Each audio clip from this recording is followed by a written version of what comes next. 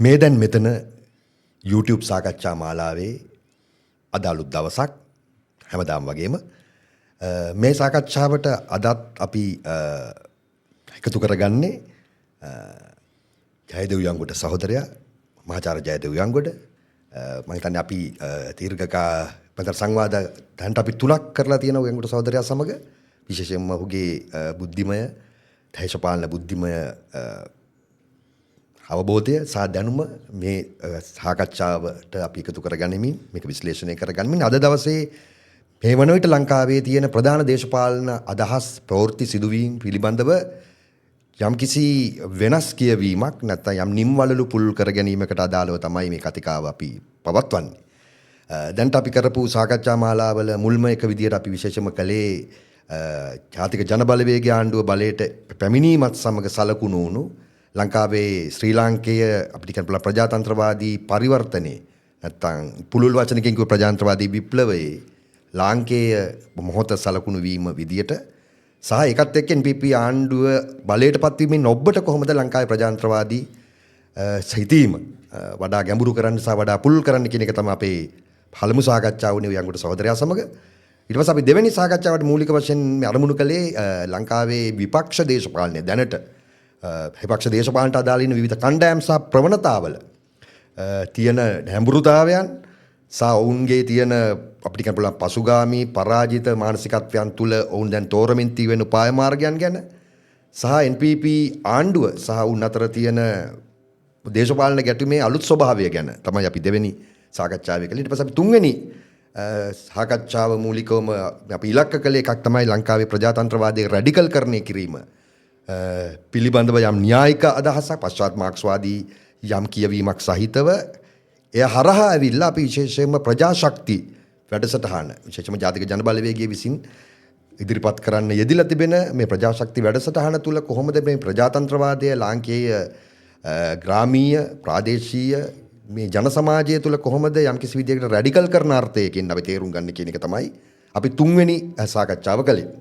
අද හතරවෙනි දවස මේ හතරවෙනි සාකච්ඡාමය දවස අදත් අපි අලුත් මාතෘකාවක් තමයි මේක ඉතාම වැදගත් මාතෘකාවක් මම හිතන අපි කතා කරන්න කාලයක් තිස්සේ හිතමින් හිටපු මාතෘකාවක් ඒ තමයි මේ ජාතික ජනබලවේගයේ ආණ්ඩුව බලයට පත්වීමෙන් පසු සහ විශේෂයෙන්ම 2022 අරගලයෙන් පසු ඇති වෙලා තියෙන අලුත් මේ පරිවර්තනීය සමාජ මොහොත තුල ලංකාවේ ජනවාර්ගික ජාතික ප්‍රශ්නය අපි කොහොමද අලුතෙන් කියවගන්නේ?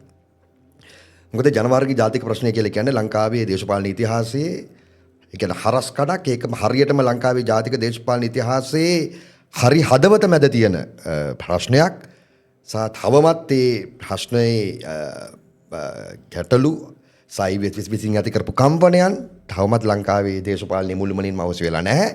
ඒ නිසා අපි කොහොමද මේ ජාතික ප්‍රශ්න විශේෂයෙන් ජනවාර්ගික ජාතික ප්‍රශ්නය අපි කොහොමද පුළුල්ව කියවා ගන්නේ කියන එක තමයි අද දවසේ අපේ මාතෘකාව වෙන්නේ. මම හිතන්නේ ඒකට ඊටාම ගැළපෙන සාය සම්බන්ධයෙන් මම හිතන්නේ ඊටාම කැමැතියි මට යංගොඩ සහෝදරයා එක්ක මේ මාතෘකාව කතා කරන්න ලැබෙන එක මම හිතන්නේ ලොකු භාග්යක්. මොකද මම හිතන්නේ සම්බන්ධයෙන් දීර්ඝ කාලයක් ලංකාවේ විශේෂයෙන්ම ජනවාර්ගික ජාතික ප්‍රශ්නය පිළිබඳව දීර්ඝ කාලයක් පුරා දශක ගණනාවක් පුරා බුද්ධිමය දේශපාලන මේ අකණ්ඩ මැදිහත් වීමක් කරපු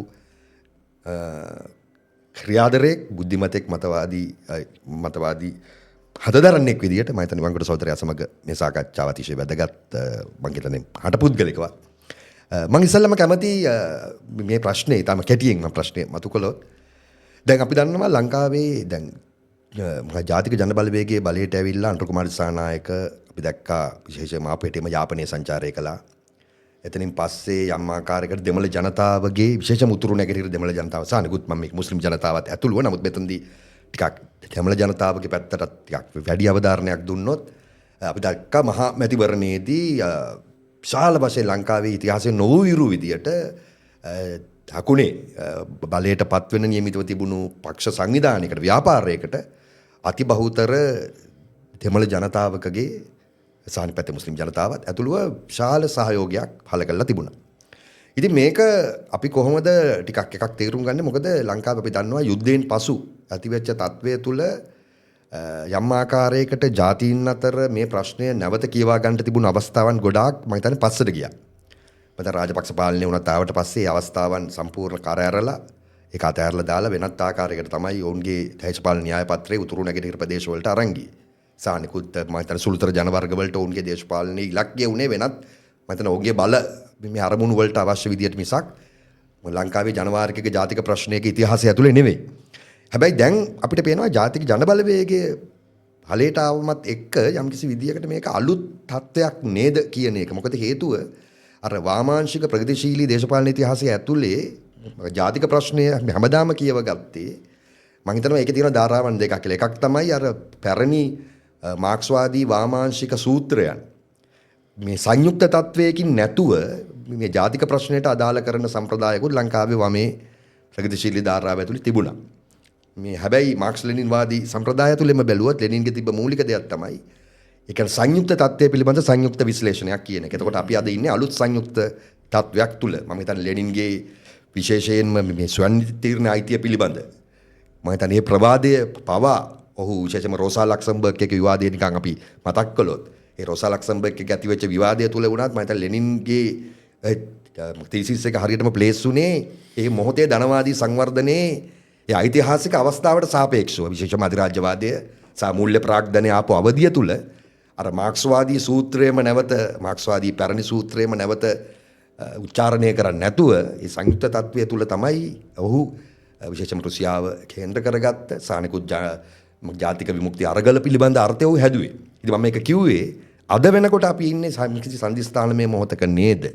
සහ මීට කලින් තිබුණු විශේෂම ජාතික ප්‍රශ්නයට තිබුණු විසඳුම් යෝජනා මම හිතන්නේ ෆෙඩරල් ක්‍රමය වෙන්න පුළුවන්. ඊට පස්සේ සංධීය ක්‍රමය, බලය බෙදා හැරීම, ඊට පස්සේ 13 වෙනි සංශෝධනය, ඒකම මම හිතන්නේ ස්වයං නිර්ණායිතිය නොය වගේ විශාල සාකච්ඡා මාලාවක් තිබුණා. නමුත් අපිට පේනවා මේ ජාතික ජන බලවේගයේ බලයට ආවට පස්සේ ඒ සාකච්ඡාව වෙනුවට වෙනත් යම්කිසි භාෂාවක් අවශ්‍යතාවයක් මේ ජාතික ප්‍රශ්න තේරුම් ගන්න වෙනත් මනෝභාවයක් උතුරු නැගෙනහිර දෙමළ ජනතාව තුලත් විශේෂයෙන් මම මේ කියන්නේ ඒ කියන්නේ අර කියන ප්‍රභූ දේශපාලනය නෙමෙයි මම හිතන්නේ සාමාන්‍ය ජනතාව තුල විශේෂ යුද්ධයෙන් විශාල තුවාල ලැබලා තියෙද්දි පවා ඒ යුද්ධයේ අමහිරි මතකයන් තියෙද්දි පවා එකම ජාතික ප්‍රශ්නේ ඓතිහාසිකව දෙමළ ජනතාවගේ පරිකල්පනය තුල මුල් බැහැගෙන තිබුණා. මම හිතන්නේ අර ජාතික ප්‍රශ්නේට අර පැරණි දේශපාලන භාෂාවෙන් ආමන්ත්‍රණය නොකරපු ඒකම නිශ්චිත විසඳුමකුත් යෝජනා නොකරපු ජාතික ජන බලවේගයට ඇයි දෙමළ ජනතාවගේ මේ ඇතිවරණයේදී මෙවැනි සහයක් ලැබුණේ? මම හිතන්නේ මේක අලුත් මොහොතක් විදියට හඳුර ගන්න පුළුවන් නේද කියන පළමු ප්‍රශ්නය විදියට යොමු කළොත් ඒක පොඩ්ඩක් මధుගංගට සහෝදරයා පුළුල්ව අරගෙන පැහැදිලි කරන්න පුළුවන් කියන එකෙන් අදහස් දක්වුවොත් කියලා. විදර්ශන සහෝදරයා මම මේ සාකච්ඡාව ආරම්භ කරන්න කැමතියි. ඔබට ස්තුති කරමින් ඔබ කිව්වා වගේ සිව්වෙනි වරටත් මේ දැන් මෙතන මේ සාකච්ඡා මාලාවට සහභාගී වීමට අවස්ථාව ලබා දීම ගැන. ඒ වගේම ඔබ හැඳින්වීමේදී කිව්වා වගේ අපගේ අද මාතෘකාව ලංකාවේ දේශපාලනයේ අතිශයින්ම වැදගත් තේමාවක් කේන්ද්‍රවට ගත්තු එකක්.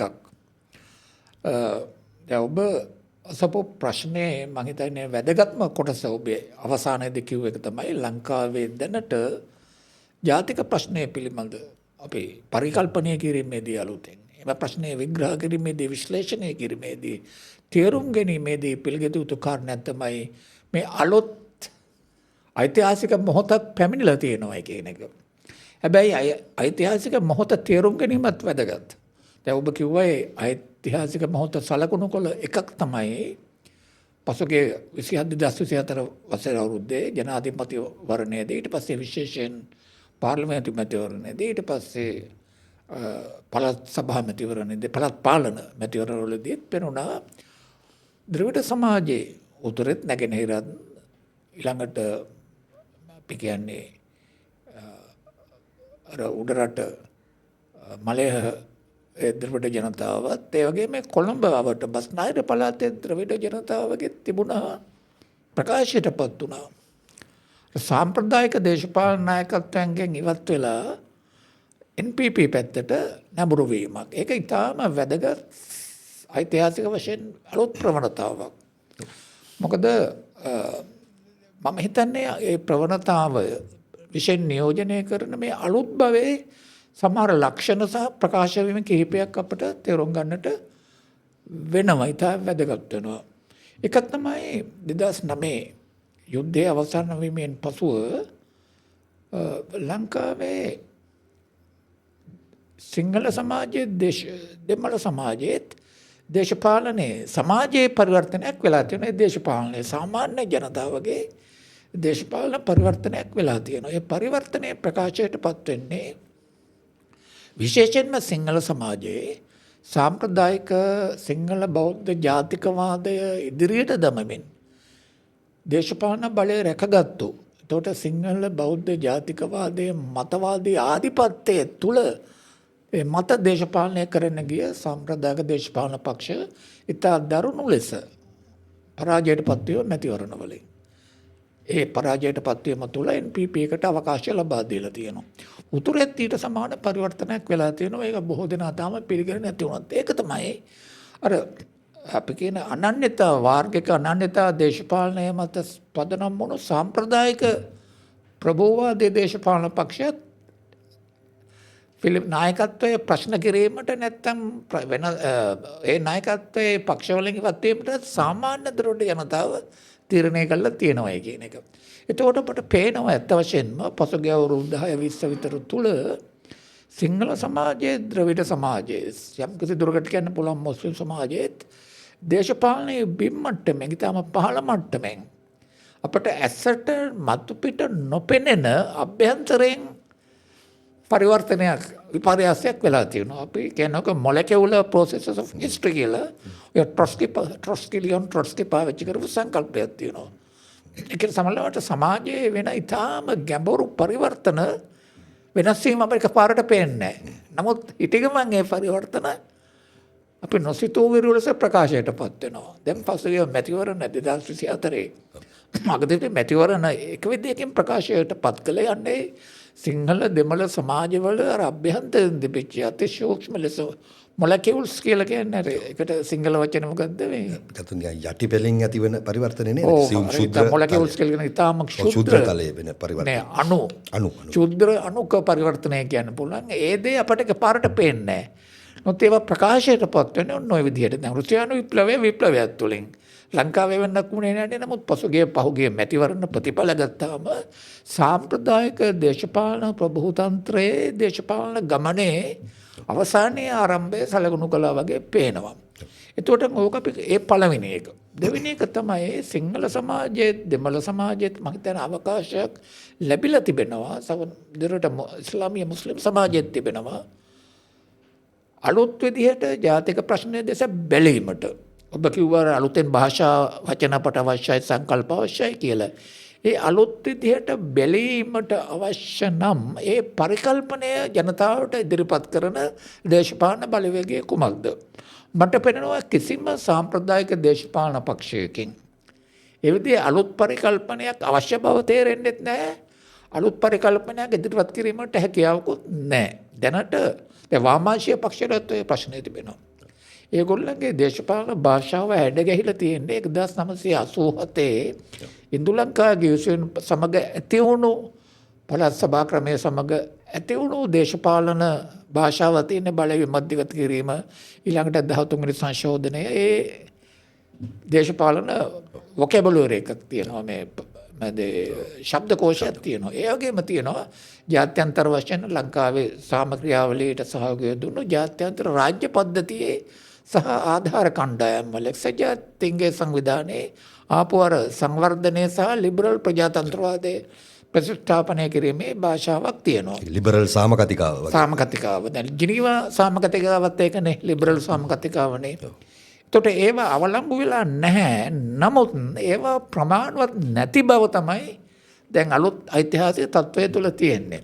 එතකොට අර සාම්ප්‍රදායික දේශපාලන පක්ෂවල බුද්ධි ස්තරවලත් දැන් සිවිල් සමාජ ක්‍රියාකාරී සංවිධාන අතරත් තියෙන ලොකුම සීමාව හැටියට මම දකින්නේ අර 980 ගණන් වල 90 ගණන් වල ජාතික ප්‍රශ්න විසඳීමට ගැටුම් විසඳීමට තිබුණු දේශපාලන භාෂාවේ දේශපාලන කතිකාවේ දේශපාලන මේ පරිකල්පනයේ ඒක සීමාවක් දැන් ඒව ඇවිල්ලා තියෙනවා. දැන් අලුතෙන් හිතන්න වෙලා තියෙනවා. ඒව සිදු වෙන්නේ නැහැ. නමුත් ජනතාවගේ පැත්තෙන් එකක් තමයි දැන් උතුර ගත්තොත් ද්‍රවිඩ ජනතාවගේ පැත්තෙන් තියෙන එකක් තමයි ඇත්ත වශයෙන්ම අලුත් විදියට හිතන්න දැන් අවශ්‍යතාවයක් අලුත් ඓතිහාසික බලවේගයක කොට නැගෙන්න ඕන කියන එක. ඒකේ තුන්වෙනි ලක්ෂණයක් මම දකිනවා ලංකාවේ දැනට ක්‍රියාත්මක වෙන.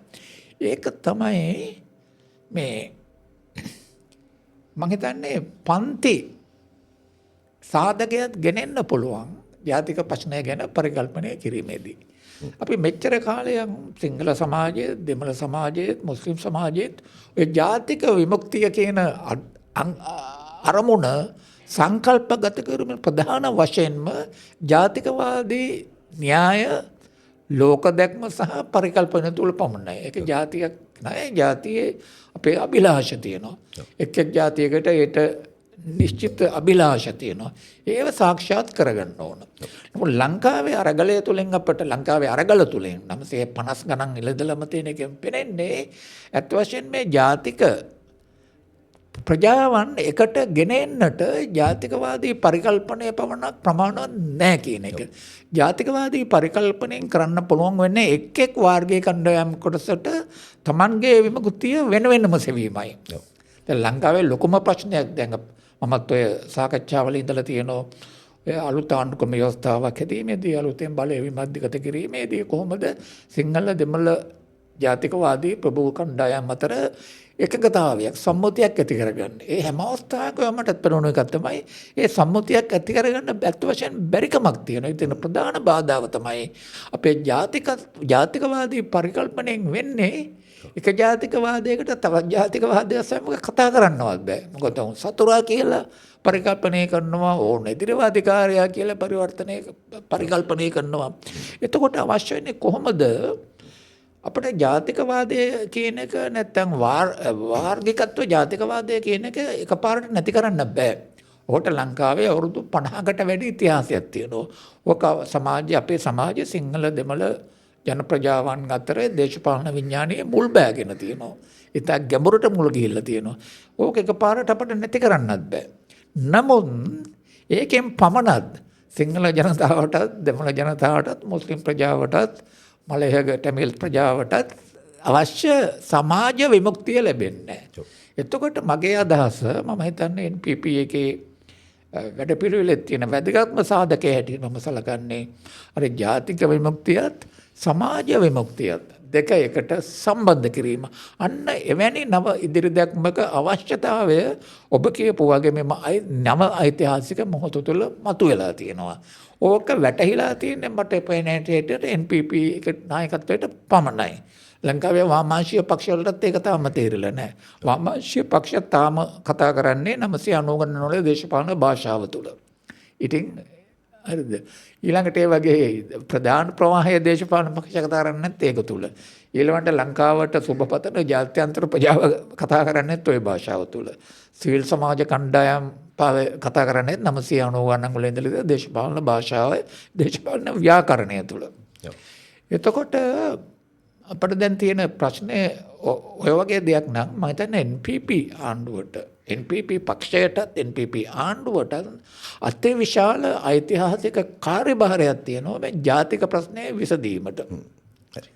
අන්න ඒක තමයි අපි කතා කරන්න ඕනේ. ඒක ඔච්චර දුරට ඒ කාර්යභාරය ඊටම සීරියස්ලි බැරෑරෙන්ම කරට අරගෙන ඉදිරියට යෑමේ ප්‍රබල දැක්මක් NPP ආණ්ඩුවට NPP පක්ෂයට තිබෙනවද?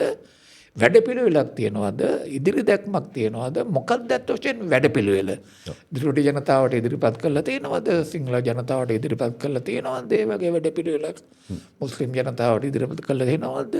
වෙනත් ආකාරයෙන් කියනවා නම් විදර්ශන සහෝදරයෝ ඔබ දන්නවා අපි ජාතිය ගොඩනැගීම කියන වචනේ 950 ගණන් ඉඳලා ලංකාවේ භාවිතා කළානේ නේෂන් බිල්ඩින් කියන එක.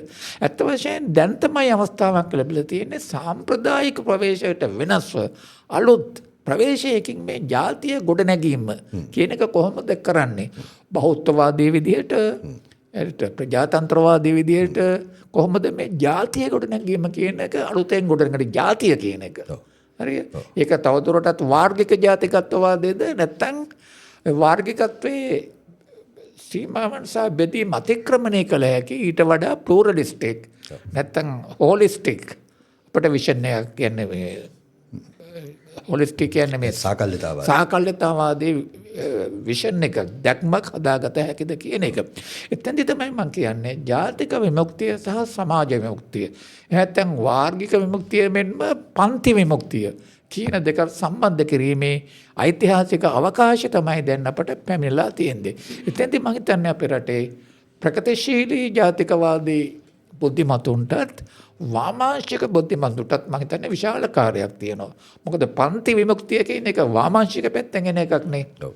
එතකොට මේ ජාතික විමුක්තිය කියන එක ඉන්නේ ප්‍රධාන වශයෙන්ම අර ප්‍රභූ පන්ති වලින් තමයි ජන කණ්ඩායම් වල.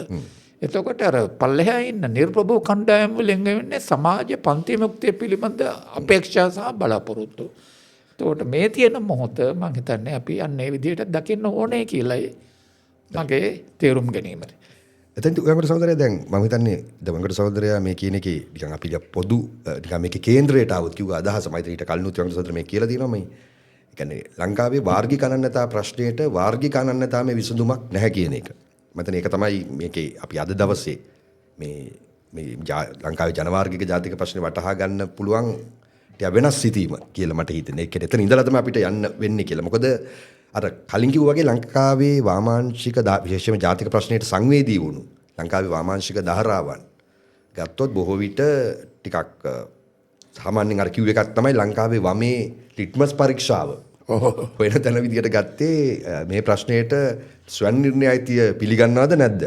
නැත්නම් දෙමළ ජනතාවට එවැනි විසඳුමකට පිළිගන්නවද නැද්ද කියන එක මත තමයි මම හිතන්නේ වමද නැද්ද කියන එක තීරණය කරන තැනකට මම හිතන්නේ විශේෂයෙන් මේක ආවි විශේෂයෙන් මම හිතන්නේ 83 කළු ජූලිය සිදුවීමෙන් පස්සේ ඒක වඩා තීව්‍ර වුණා ඒ අදහස. මම හිතන්නේ අපි දැන් මම තුන්වෙනි සහෝදරයා කිව්වේ අද අපි ඉන්න තත්වය මේ 80 ලෝක දැක්මේ. නැත්නම් 80 තිබ්බ ඓතිහාසික තත්වයෙන්ම අපිට තේරුම් ගන්න බැරි අලුත් තත්වයකට අපි ඇවිල්ලා ඉන්නවා කියන එක. ඒ නිසා වාර්ගික ප්‍රශ්නයක් විදියට විතරක් නැතුව ඊට එහා ගිය පුළුල් කියවීමක් අවශ්‍ය වෙන එකක් තමයි මතර වාමාංශික දැක්මෙන් බැලුවොත් අර අපි කියන පන්ති විමුක්තිය. පන්තිමය විමුක්තිය නැත්නම් සමාජ සාධාරණත්වයේ විමුක්තිය පැත්තයි අනිත් පැත්තෙන් ජාතිකත්වයන්ට තියෙන ඒ අයිතිවාසිකම් පිළිබඳ පැත්තයි කියන මේ දෙකම එකට පවතින්නේ කියන එක. මොකද 83 වෙච්ච දෙයක් තමයි මම හිතන්නේ 83 කතිකාවෙන් පස්සේ මේක මට දෙපැත්තට ගමන් කළා. මම ඒක අර විශේෂම 83 වෙච්ච සිද්ධියත් එක්ක ඇති වෙච්ච කතිකාව මම හිතන්නේ ඔය මම අපි ඒකම කතා කරමු. ඒක පොඩ්ඩක් දැනගන්න කැමතියි මම නිව්ටන් ගොඩසිංහ ගේ අදහස් සහ අනිකුත් බුද්ධිමතුන් සහපු කාරණා එක්ක ලංකාවේ අර කතිකාවේ යම්කිසි මම හිතන්නේ ජාතික ප්‍රශ්නය පිළිබඳ කතිකාවේ යම් ඇති වුණා පැල්මක්. ඒතකොට එක පිරිසක් සම්පූර්ණයෙන්ම මම 87න් තමයි ඒක හරියටම පේන්න ගත්තේ 87 ඉන්දු ලංකා ගිවිසුමේදී මම හිතන්නේ එක පැත්තක ජනතා විමුක්ති පෙරමුණ ඇතුළු වාමාංශික ධාරාව සම්පූර්ණයෙන්ම විශේෂයෙන්ම ජාතික ප්‍රශ්නයට විසඳුමක් ලෙස යෝජනා කරපු පළාත් සභාව ඇතුළු විසඳුම් වලට සම්පූර්ණ එරෙහි සන්නද්ධ පැත්තකට අවතීර්ණ වුණා. අනිත් පැත්තෙන් විශේෂම සමාජ පක්ෂයේ කණ්ඩායම් ඇතුළු මම ට්‍රොස්කිවාදී වාමාංශික ධාරාවන් ඇතුළු ඒ කණ්ඩායම් පළාත් සභාව ඇතුළු විසඳුම් වලට සම්පූර්ණ පක්ෂව නැත්නම් දෙමළ ජනතාවට විසඳුමක් දීම සඳහා ඕනෑම තීරණයක් ගත යුතුයි කියන පැත්තට ආව ඒ කඳවුරු දෙකට. මම හිතන්නේ අපි 90න් පස්සේ වෙච්ච දේ තමයි අර සහෝදරයා කිව්ව දේ සම්බන්ධ කළොත් අර ඊට පස්සේ වෙච්ච දේ තමයි ජාතික ප්‍රශ්නයට විසඳුමක් දීමේ අර ට්‍රොස්කිවාදී වාමාංශික ධාරාවත් යම් කිසි විදියකට අපි කියපුවානේ මොකද ලිබරල් NGO සාමකතිකාවක් ඇතුලේ 90 දශකේ යන්න අරගෙන ඊට පස්සේ ඒක නිකන් ගිහිල්ලා අපි හිතමු මම හිතන්නේ නව ලිබරල් ක්‍රමය පිළිගන්නා දේශපාලන කණ්ඩායම් වලටත් සපෝට් කරමින් තමයි මේ අර දෙමළ ජනතාවට විසඳුමක් දෙන්න ඕනි කියන පැත්තට යොමු වුණා. මම හිතන්නේ ඒකින් තමයි ඔය විශේෂම රනිල් වික්‍රමසිංහ සම්බන්ධයෙන් ලංකාවේ ටිකක් ලිබරල් වාම කණ්ඩායම්ට තියෙන යම් එකකතාවයක් තියෙන ජාතික ප්‍රශ්නෙට විසඳුමක් දුන්නා කියන එක. යම් කිසි අපසාම සාකච්ඡා යෝජනා කළා වගේ කතාවක් තියෙනවනේ. හැබැයි ඒකෙදී අර විශේෂයෙන්ම උන්ගේ ආර්ථික ක්‍රමය සම්පූර්ණයෙන්ම මොකක්ද ලිබරල් තව ලිබරල් ප්‍රභූවාදය තමයි කියන්නේ. හැබැයි ඒකට මොකුත් විවේචනයක් නැහැ. අනිත් පැත්තෙන් තව ලිබරල් ප්‍රභූවාදයට විවේචනයක් තියෙන ජනතා විමුක්ති පෙරමුණ ඇතුළු ධාරාව ජාතික ප්‍රශ්නයක් තියෙනවා කියන එක නැත්නම් ජාතික අනන්‍යතාවය දේශපාලනයක් තියෙනවා කියන එක පිළිගන්නේ නැහැ. ඉතින් ඔහොම තමයි මට හිතෙන්නේ ඊට පස්සේ සම්පූර්ණයෙන්ම මේ යැදීම ගියේ. දැන් අද අපි ඇවිල්ලා තින්නේ අන්නේ බෙදුම් රේඛාව වෙනස් වෙච්ච යුගයකට. ඒතකොට මේ දෙකම වෙනස් වෙලා දැන් අද මම හිතන්නේ ඒ තිබ්බ බෙදුම නෙමෙයි දැන් අපි මේ අලුත් මේ මොකද හසමිතුරු අක්ෂයක් හිතන්න වෙනවා කියන එක. ඉතින් මම ඒකත් එක්ක සම්බන්ධ කරන්න කැමතියි. දැන් සහෝදරයා කිව්වනේ NPP ආණ්ඩුව බලයට ආවට පස්සේ උතුරු නැගෙනහිර දෙමළ ජනතාවගේ පත් විශාල අනුමැතියක් මොකද මැතිවරණය හරහා ප්‍රකාශ වුණා. එතනදී මූලිකවම ජාන්ත්‍ර කුමාර සහෝදරයා අපලේට ගියපු සානිත් අයත් ගිය අවස්ථාවලදී කිව්ව එකක් තමයි යම්කිසි අපි අතර පොදු හැඟීමක් සිංහල දෙමළ දකුණු සහ උතුරු අතර ඇති වෙලා තියෙනවා. හැබැයි ඒක පැහැදිලි කිරීමක් හරියට කෙරුන්නේ නැහැ. නමුත් ඒකේදී එකක් තමයි අර අපි දෙගොල්ලන්ටම තියෙනවා කියලා අරගල ඉතිහාසයන්. කියන එකෙන් යම්කිසි විදියට ඒ උතුරු දකුණු අතර තිබ්බ බොන්ඩ් එක යම්කිසි සලකුණු කරන්න ආණ්ඩුව උත්සාහ කළා. අනිත් එක තමයි විශේෂයෙන්ම මොකද 2022 විශේෂයෙන්ම ප්‍රභූ පන්තියන්ට විරුද්ධ වෙන ප්‍රභූ දේශපාලන පන්තියන් පරාජය කිරීමට ආපු නිර්ප්‍රභූ මොකද ඒ තිබ්බ මහජන අරගලයම උතුරටත් අදාළයිනේ. රයිට්. එතකොට ඇති වෙන සම්බන්ධයකුත් ආණ්ඩුව පැත්තෙන් සලකුණු කළා. ඒ කියන්නේ දකුණේ නිර්ප්‍රභූ අරගලය වගේම උතුරේ නිර්ප්‍රභූ අරගලයකුත් අපි සමපාත වුණා වගේ එකක්. ඉතින් මේ දෙක ඇරෙන්න සාලිපද ජාතික සමගිය. අපිට ජාතික සමගියට අවස්ථාවක් ඇවිල්ලා තියෙනවා කියන එක.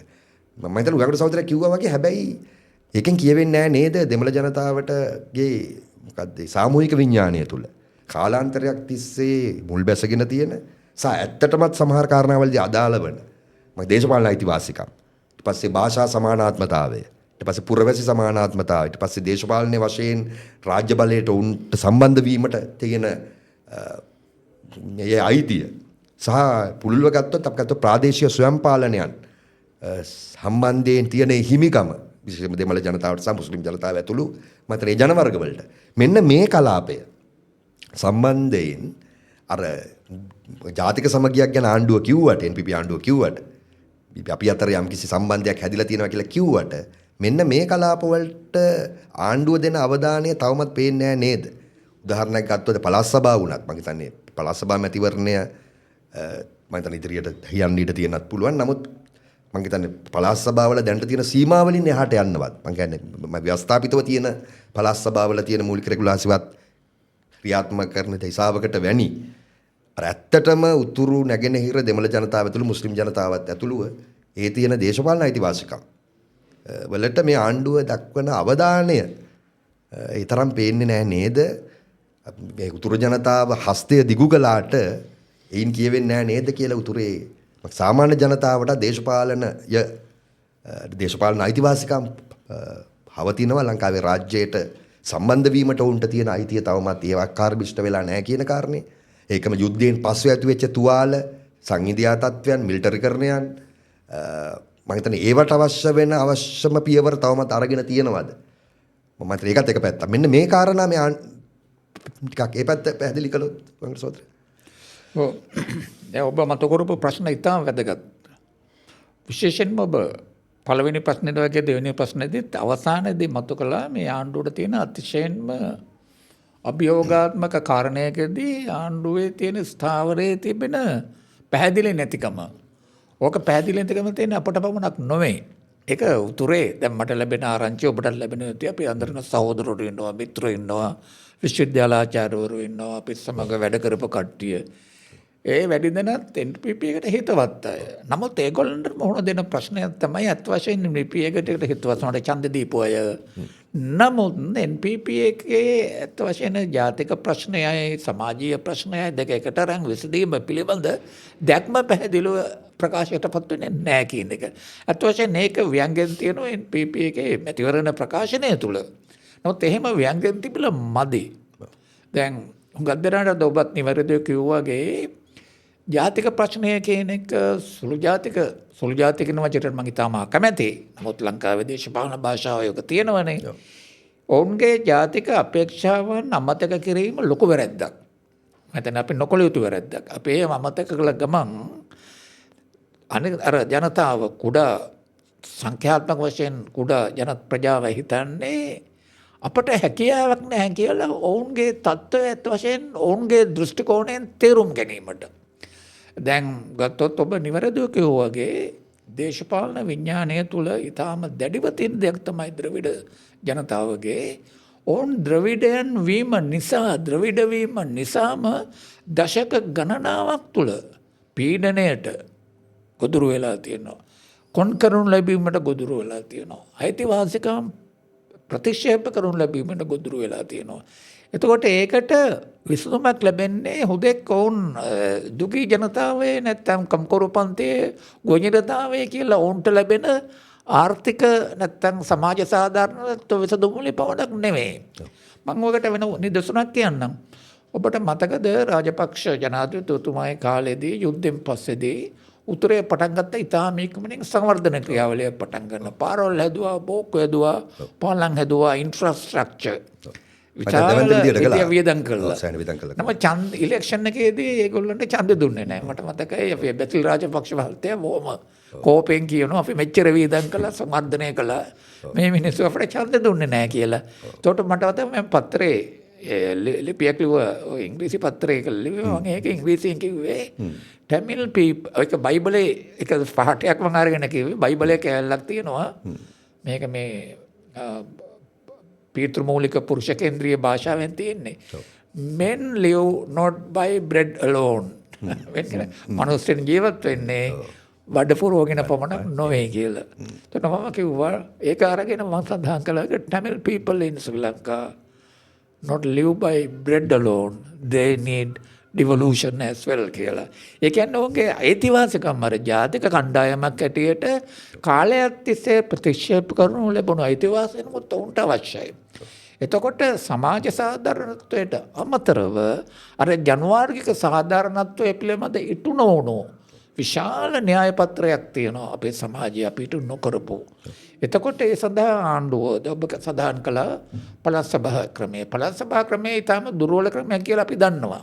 නමුත් ද්‍රවිඩ ජනතාවගේ දේශපාලන විඥානය තුළ මුල් බැගෙන තියෙන එකක් තමයි පළාත් සභා ක්‍රමය. ඇත්ත වශයෙන්ම ඔවුන්ට දේශපාලන සමානත්වය, දේශපාලන අයිතිවාසිකම්, ඔවුන්ගේ සාමූහික අයිතිවාසිකම්, අනන්‍යතා දේශපාලන අයිතිවාසිකම් ලැබුණු බවට ප්‍රකාශයට පත්වන අර කොන්ක්‍රීට් ඒ කියන්නේ මේ පැහැදිලි මේ සංයුක්ත ප්‍රකාශනය තමයි පළාත් සභා ක්‍රමය. ඊළඟට බලය විමධ්‍යගත කිරීම. ඊළඟට ජාතික සමගිය සඳහා ගත යුතු ආණ්ඩුවේ ක්‍රියාමාර්ග, උතුරේ ජනතාවගේ ඉඩම් නැති වුණු ඉඩම් ලබා දීම, උතුර නිර්මිලිටරිකරණය කිරීම. ඒ කියන්නේ හමුදාව පුළුවන් තරම් අඩු කිරීම. නැගිටින පළාතේ මතුවලා තියෙන අතිවිශාල ප්‍රශ්න තියෙනවා. සමහර පළාත්වල ද්‍රවිඩ ජනතාව යුද්ධයෙන් පස්සේ ගියාට පස්සේ සිංහල ප්‍රජාව පදිංචි කරවීමේ වමනාවෙන් කළ ක්‍රියාමාර්ගයක් තිබුණ පසුගිය ආණ්ඩු කාලේ. ඒකේ ප්‍රතිපත්තිය තමයි නැගෙනහිර පළාතේ ප්‍රදේශවල පුළුවන් තරම් ද්‍රවිඩ ජනතාවගේ අර මයිනොරිටි සුළු කණ්ඩායමක් කියන තත්ත්වය පුළුවන් තරම් ශක්තිමත් කිරීම ඔවුන්ගේ ජනගහනය ප්‍රදේශවලින් ඉවත් කිරීමෙන් එවැනි දේවල් වෙලා තියෙනවා. සෑහෙන තවමත් වෙනවා. එතකොට ආණ්ඩුවට සිද්ධ වෙනවා මං හිතන්නේ Tamanගේ ප්‍රතිපත්ති ජාතික ප්‍රශ්නය විසඳීම සඳහා, ද්‍රවිඩ ජනතාවගේ අයිතිවාසිකම් සඳහා, මුස්ලිම් ජනතාවගේ අයිතිවාසිකම් සඳහා, ඊළඟට මලය දෙමළ ජනතාවගේ අයිතිවාසිකම් සඳහා Tamanගේ ක්‍රියාමාර්ග කොහොමද අනෙකුත් ආණ්ඩුවල ක්‍රියාමාර්ග වලින් වෙනස් වෙන්නේ? ඒවට වඩා ඉදිරියට යන්නේ කොහොමද? ඒක ප්‍රකාශයට පත් වෙන අඩුයි. මම හිතන්නේ මේ ආණ්ඩුවේ තියෙන ලොකු දුර්වලකමක් අඩුපාඩුවක් හැටියට මම දකින්නේ ඔන්න ඔය ලංකාවේ ජාතික ප්‍රශ්නය විසඳීම සඳහා තමන් සතු ක්‍රියාමාර්ග පැහැදිලිව ප්‍රකාශයට පත් නොකිරීම. ඒ සඳහා ද්‍රවිඩ ජනතාවට අත්වශයෙන් පිළිගත හැකි වැඩපිළිවෙලක් ඉදිරිපත් නොකිරීම. එතකොට ඒ විතරක් නෙමෙයි මම හිතන්නේ ද්‍රවිඩ සමාජය තුළ දේශපාලනය තුළ අර ප්‍රගතිශීලී ජාතිකවාදී දෘෂ්ටිවාදයකට ඉඩකඩ ලැබෙන විදිහේ දෘෂ්ටිවාදී අරගලයකුත් කරන්න වෙනවා මේ NPP ආණ්ඩුවට. නැත්තම් වෙන්නේ ආණ්ඩුව අසාර්ථක වුණොත් යම් ක්ෂේත්‍රවලදී උතුරු නැගෙනහිර පළාත්වල නැවත වරක් අර අන්තවාදී දෙමළ ජාතිකවාදී මතවාදයේ නැගී එන්න පුළුවන්. එකක්. ඊළඟ එක මේ ඔබට වෙලාව මට තියෙන මම හිතා ඉක්මනින් කියන්න. ඔබ අර ජනාධිපතිතුමා යාපනයේ ගිලපු කතා කීපයක් කළානේ. ඒ විතා හොඳ කතා තියෙනවා. නමුත් එතුමා පරිස්සම් වෙන්න ඕන මේ සිංහල අන්තර්ජාතිකවාදයයි දෙමළ අන්තර්ජාතිකවාදයයි එක සමාන කියලා සැලකීමල විතර ප්‍රකාශවල තියෙනවනේ තුමාගේ අන්තිම කතාවත් ඔක කියුණානේ. ඒකදී පරිස්සම් වෙන්න ඕනේ. ඒක දෘঢ় ජනතාව ඒකට කැමති නැහැ. මම දන්නවා ආණ්ඩුවට සහයෝගය දක්වන හුඟක් දෙනත් විවේචනය කළා ඕක. මොකද ඔක ඊටම ඒ ජනතාව ඊට සංවේදී ඔය කාරණාව ගැන. තමන් ගැන මෙහෙම මොකද්ද දෘঢ় ජනතාවගේ සමහර හැඟීමක් ඇති වෙනවා. තමන්ගේ ජාතික අයිතිවාසිකම් දිනා ගැනීම සඳහා තමන් මෙතෙක් කරපු අරගලය මේ ආණ්ඩුව පිළිගන්නේ නැහැ කියන හැඟීමකුත් ඇති වෙනවා. ඒකත් ඇති වෙන දෙන්න නරකයි. එතකොට ඔවුන්ට හිතනවා ඔවුන්ට යම් කිසි විදිහේ කතෘකත්ව කාර්යයක් දෙන්නත් ඕනේ කියලා. දැනට අපට විසඳුම් දෙනවයි කියලා නැත්නම් සිංහල ආණ්ඩුවක් කියන එක තමයි. අපට විසඳුම් තියෙනවයි කියන එක හරියන්නේ නැහැ. එහෙම නෙමෙයි. අපි මේ විසඳුම් හදන්නේ ඔබත් සමග එකතු වෙලා ඔබත් ඒකේ හවුල්කරුවෙක් ඔබත් ඒකේ කතෘකෙක් කියන එක තියෙන්න ඕන. දැන් ජනාධිපතිතුමා ඉතා හොඳ කතා කළත් යාපනයේ ගිහිල්ලා ඒක එතුමා කොළඹ ඉඳගෙන පරිකල්පනය කරපු විසඳුම් කියලා කියන එක මම හිතන්නේ නැමැත්විය යුතුයි. ඒ වෙනුවට කියන්න ඕන අපි ඔබත් සමග කතා කළා. ඔබත් සමග මේ ඇති වෙන ඩයලොග් එකකින් සංවාදයකින් තමයි ඔබට අපි සාමූහිකව මේ විසඳුම් ගැන හිතන්නේ. ඒ විදිහටයි කියන්න තියෙන්නේ. එතනදී මොකකට සෞත්‍ර ඕක සම්බන්ධ කළොත් දැන් අපි ආපු අපේ මතුරුංග සහෝදරයත් එක්ක දිගටම කරපු සංවාද මාලා තුනෙන්ම අපි මූලිකවම කරපු දෙයක් තමයි විශේෂම මේ ප්‍රජාතන්ත්‍රවාදී ලංකාවේ තියෙන ප්‍රජාතන්ත්‍රවාදී නැත්නම් ලිබරල් ප්‍රජාතන්ත්‍රවාදී රාමුව වඩා පුළුල් කරන්න ඒක තෙරපන්න සායක ගැඹුරු කිරීමේ සංවාදයක තියෙන අවශ්‍යතාවය. ඉතින් මම ඕක දැනට අපි දැන් මේ කතාව ආපු එකට සම්බන්ධ කරලා ඇහුවොත් දැන් අපි දන්නවා දැන් සමසමාජ ව්‍යාපාරය ලංකාවේ විශේෂයෙන් මේක කොමියුනිස්ට් පක්ෂයත් ඇතුළු ගත්තොත් අපි දන්නවා 1930 දශකයේ ඉඳලාම භාෂා ප්‍රශ්නයේදී විශේෂයෙන්ම අධිරාජ්‍ය විරෝධී මේ සටන ඇතුළේ විශේෂයෙන්ම දෙමළ ජනතාවගේ භාෂා ප්‍රශ්න වෙනුවෙන් ඒකම කඳුරට දෙමළ ජනතාවගේ පුරවැසි අයිතීන් වෙනුවෙන් මම හිතන්නේ අඛණ්ඩ අරගලයක නිරත වෙච්ච පිරිසක් ඒකම සමභාෂා ප්‍රතිපත්තිය උග්‍ර විදියට පිළිගත්ත ව්‍යාපාරය තමයි ලංකාවේ වම්මේ ව්යාපාරය. ඒකම අපි දන්නවා හැබැයි ලංකාවේ 56 විතර ඉඳලා 50 දශකයේ මුල භාගයේ ඉඳලම ක්‍රමයෙන් අර ලංකාවේ සිංහල ප්‍රභු දේශපාලන පන්තියට අවශ්‍ය විදියට නැත්නම් ඔවුන් සමග සන්දානගත වීම විසින් ඒ ප්‍රභූ පන්තිය Tamanගේ අර දේශපාලන මතවාදී නායකත්වයට භාවිතා කරපු සිංහල බෞද්ධ ජාතිකවාදයේ මත ක්‍රමයෙන් අනුගත වෙන්න ගත්ත වාමාංශික ව්‍යාපාරය. මෙවැනි තත්ත්වයක් තුල අපිට පේනවා මේ අර මොකද කරාල සිංහම් විශේෂයෙන්ම වී කරාල සිංහම්ගේ යා ලියපු 63 දී වගේ යා මූලිකව ලියනවා මම හිතන්නේ ලංකාවේ දෙමළ ජනතාවගේ ඉදිරි මඟ සුළු ජන අයිතිවාසිකම් සම්බන්ධ යා ලියපු ඒ මොකද වියමනේ යා මූලිකව කියනවානේ මේ ෆෙඩරල් ක්‍රමය නැත්නම් ෆෙඩරල් යෝජනාව නැත්නම් සංධීය යෝජනාවලිය කියලා කියන්නේ යම් කිසි විදියකට දෙමළ ජනතාවගේ ප්‍රභු දෙමළ නායකත්වයේ ඉල්ලීම රයිට් ඒ විසින් වෙන්නේ සිංහල සහ දෙමළ කම්කරු ගොවි සන්දානයක් නැත්නම් සමගියක් ඇතිවන එක වැළැක්වීම තමයි මේ ෆෙඩරල් ඇතුළු මේ යෝජනාවලින් විශේෂයෙන්ම දෙමළ ප්‍රභු නායකත්වයේ විසින් ගේන 1940 විතර ඉඳලා අරන් එන යෝජනාවලින් සිද්ධ වෙන්නේ කියන එක. එතකොට ඒකෙම එක පරාවර්තනයක් මම හිතන්නේ ඒකෙම වෙන දිශාවක් තමයි අපිට පේන්නේ 70 න් පස්සේ JVP එක යම් කිසි ආකාරයකට JVP එක 70 පස්සේ යම් වෙනස්කම් 70 වගමුණත් නැවත මගේ ඒකම තමයි නැවත ගේන්නේ අර මම සහෝදරයත් කිව්ව ඔව් ඒ කියන්නේ මේවා මේ මොකද්ද ඒ කියන්නේ දෙමළ ජනතාවට දෙන දේශපාලන විසඳුම් ෆෙඩරල් යෝජනා බලය බෙදීම බලය විබද්ධගත කිරීම මේ ඔක්කොම අර මොකද්ද ඒකට කියන්නේ පන්ති විමුක්තිය සඳහා වන සිංහල දෙමළ කම්කරු නිර්ධන පන්ති අතර කම්කරු ගොවි නිර්ධන පන්ති අතර ඇති වෙන්න පුළුවන් සන්දානයක් කැඩීමකට තමයි මේක වෙන්නේ කියන එක.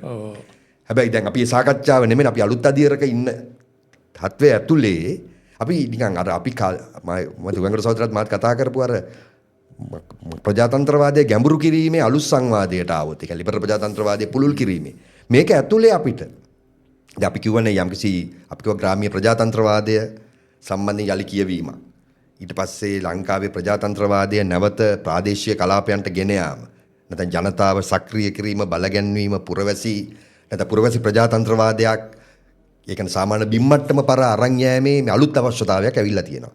එතකොට ඔන්න ඕකම අපි උතුරු නැගෙනහිර ඇතුළු ලංකාවේ සුළුතර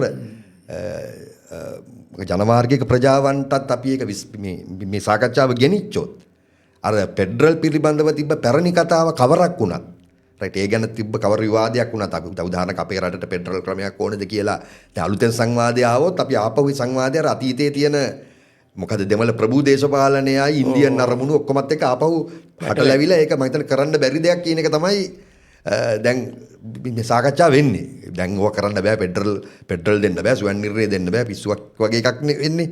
හැබැයි අපි දැන් ඇත්තටම අපි කතා කරපු අර මගේ ප්‍රජාතන්ත්‍රවාදයේ ගැඹුරු කිරීමේ සංවාදයේ පැත්තට ආවොත් මං හිතන්නේ මේ ෆෙඩරල් යෝජනාවලිය ඇතුළු බලය විමධ්‍යගත කිරීමේ ඇත්තේ සංවාදය. මම හිතන්නේ සුළුතර ප්‍රජාවගේ සුවිශේෂත්වයන්ත් අඳුරගෙන අපිට ගෙනියන්න පුළුවන් නේද මේ දිශාවට සංවාදය. නෝක සම්බන්ධයෙන් මම සම්පූර්ණ එකඟයි ඔබ කියපු දෙයට. නමුත් ඒකට කිසි එකතුවක් කරන්නත් මම කැමතියි. දැන් ෆෙඩරල් කියන අදහස ලංකාවට ගෙනාවේ අත් වශයෙන් බණ්ඩාරනායක මහත්තයෙක් 1927 ඉඳලා. ඒ වගේම නිදහස ලැබෙනතුරු ද්‍රවිඩ ප්‍රභූ නායකත්වයේ ෆෙඩරල් අදහස ඉදිරිපත් කළෙත් නැහැ. ඒගොල්ලන්ගේ තිබුණේ භාෂා සමානත්වය. එතකොට ෆෙඩරල් අදහස ආවේ සිංහල සමාජික නායකින්ගෙන් ආවේ. ඒක දෙවෙනි එක තමයි අපි දේශපාලන න්‍යාය පැත්තෙන් බලනකොට ෆෙඩරල් කියන වචනේ සහ සංකල්පයේ සීමාවන් තියෙනවා. මම දකිනවා සීමා දෙකක්. ඔය ඔබ දර්ශන සහෝදරය මතක් කළාර 1990 ගණන් වලින් පස්සේ අපි සිවිල් සමාජයේ කණ්ඩායම් විශ්වවිද්‍යාල බුද්ධිමතුන් මේ ලංකාවේ ගැටුම විසඳන්න ආණ්ඩුක්‍රම ප්‍රතිසංස්කරණ සෑහෙන උත්සාහ ගත්තා කියලා. මමත් ඒ උත්සාහ ක්‍රියාවලියේ හිටපු කෙනෙක්. මම හිතන්නේ ඒ කාලේ මම ඔබ මාව විවේචනය කළා ඒකට. නමුත් ඒකම විවේචනය කරන්න හිතුනේ අරමාණයට තියෙන අවධාරණය අඩු වෙනවද කියන එක. ඒ කියන්නේ මගේ ආර්ථික විමුක්ත ආර්ථික සාධාරණත්වය පිළිබඳ ප්‍රශ්නේ අපි අමතක කළා කියලා. නමුත් ඒ කාලේ තුල අපේ අලුත් ආණ්ඩුක්‍රම ව්‍යවස්ථා ප්‍රතිසංස්කරණය සහ අලුතෙන් ආණ්ඩුක්‍රම ව්‍යවස්ථාවක් හදන්න උඟ සාකච්ඡා ගියානේ. එතෙන්දී අපට සහයෝගය ලැබුණා දකුණු අප්‍රිකාවේ හිටපු සහ ආණ්ඩුක්‍රම ව්‍යවස්ථා විශේෂඥයෝ තවත් රටවල් වල. ඒයින් ආය කතා කරනකොට සාකච්ඡාවට වෙලා ඒගොල්ලෝ ඉදිරිපත් කරපු එක අදහසක් මට එතන අපු ලංකාවට අදාළයි කියලා.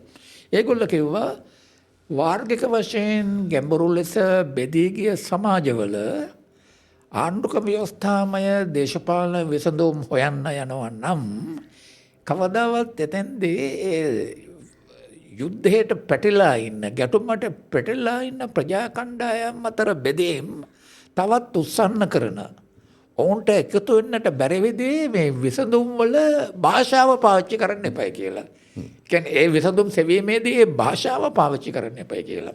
මට තාම මතකයි යාෂ්ඝායි කියන ආණ්ඩුක්‍රම ව්‍යවස්ථා විශේෂඥයෙක් ආව මේ හොංකොං වල ඉඳලා එතුමා මේ ඉන්දියානු සම්භවයක් ඇති කෙන්යාව හැදුණු මේ ආණ්ඩුක්‍රම ව්‍යවස්ථා විශේෂඥයෙක් හුඟක් ඔය ලංකාව වගේ වාර්ගික ගැටුම් තියෙන සමාජවල ආණ්ඩුක්‍රම ව්‍යවස්ථා නිර්මාණය කිරීමට උපදෙස් දීපු කෙනෙක්. ලංකාවට කීප වරක් ආවා. මට මතකයි මා සමග මමත් ඉන්න තැන තවත් එතුමා කියපු එක තමයි ඔයගලට හිතන්න යනවා මේ ෆෙඩරලිසම් කියන එකට වෙන වචනයක් කියලා. ෆෙඩරලිසම් කියව ගමන්ගේ වචනේ තියෙන ද්‍රවිඩ ජනතාව හිතුවා තමන්ගේ ජාතික විමුක්තියේ අභිලාෂ කැටි කරගත් සංකල්පය තමයි සංධීයවාදය ෆෙඩරලිසම්. ද්‍රවිඩ සිංහල සමාජ ප්‍රතිචාරය තමයි ලංකාව දෙකඩ කරන ද්‍රවිඩ සිංහල ජනතාවගේට පැවැත්මට තර්ජනයට ලක්වන දේශපාලන අපේක්ෂාවල කැටි කිරීම තමයි මේ ෆෙඩරල් වාදය කියන්නේ. එතකොට අපි කල්පනා කරලා එක තමයි නෑ ඇත්ත ඒකේ ඇත්තක් තියෙනවා කියන එක. අපිට ෆෙඩරලිසම් කියන වචන පාවිච්චි කරමින් සිංහල සහ දෙමළ සමාජ දෙක එකතු කරන්න බෑ. ඕක වෙන් කරන්න පුළුවන්. එතෙන්දී තමයි අපේ සාකච්ඡාව තුළ යෝජනා වුණේ බලය බෙදා ගැනීම පවශ්‍යාරෙන් කියන සංකල්පය. ඒක එකක්. ලංකාවේ මම හිතන්නේ මම නිතරම කියනවා අපට අලුත් දේශපාලන භාෂාවක් හොයාගන්න වෙනවා කියන්නේ. මම හිතන්නේ දැන් ද්‍රවිඩ සමාජයෙන් ගොඩ දෙනා තාම කැමති ප්‍රභූතන්ත්‍රය ෆෙඩරලිසම් කියන වචනේ පාවිච්චි කරන්න. ඉතින් ඔවුන්ට උපදෙස් දෙන්න මම අකමැතියි. ඔවුන් හිතනවා අපි බහුතරේ සමාජයෙන් බුද්ධිමත් වෙනවා අපට මේ උපදෙස් දෙන්න කියලා.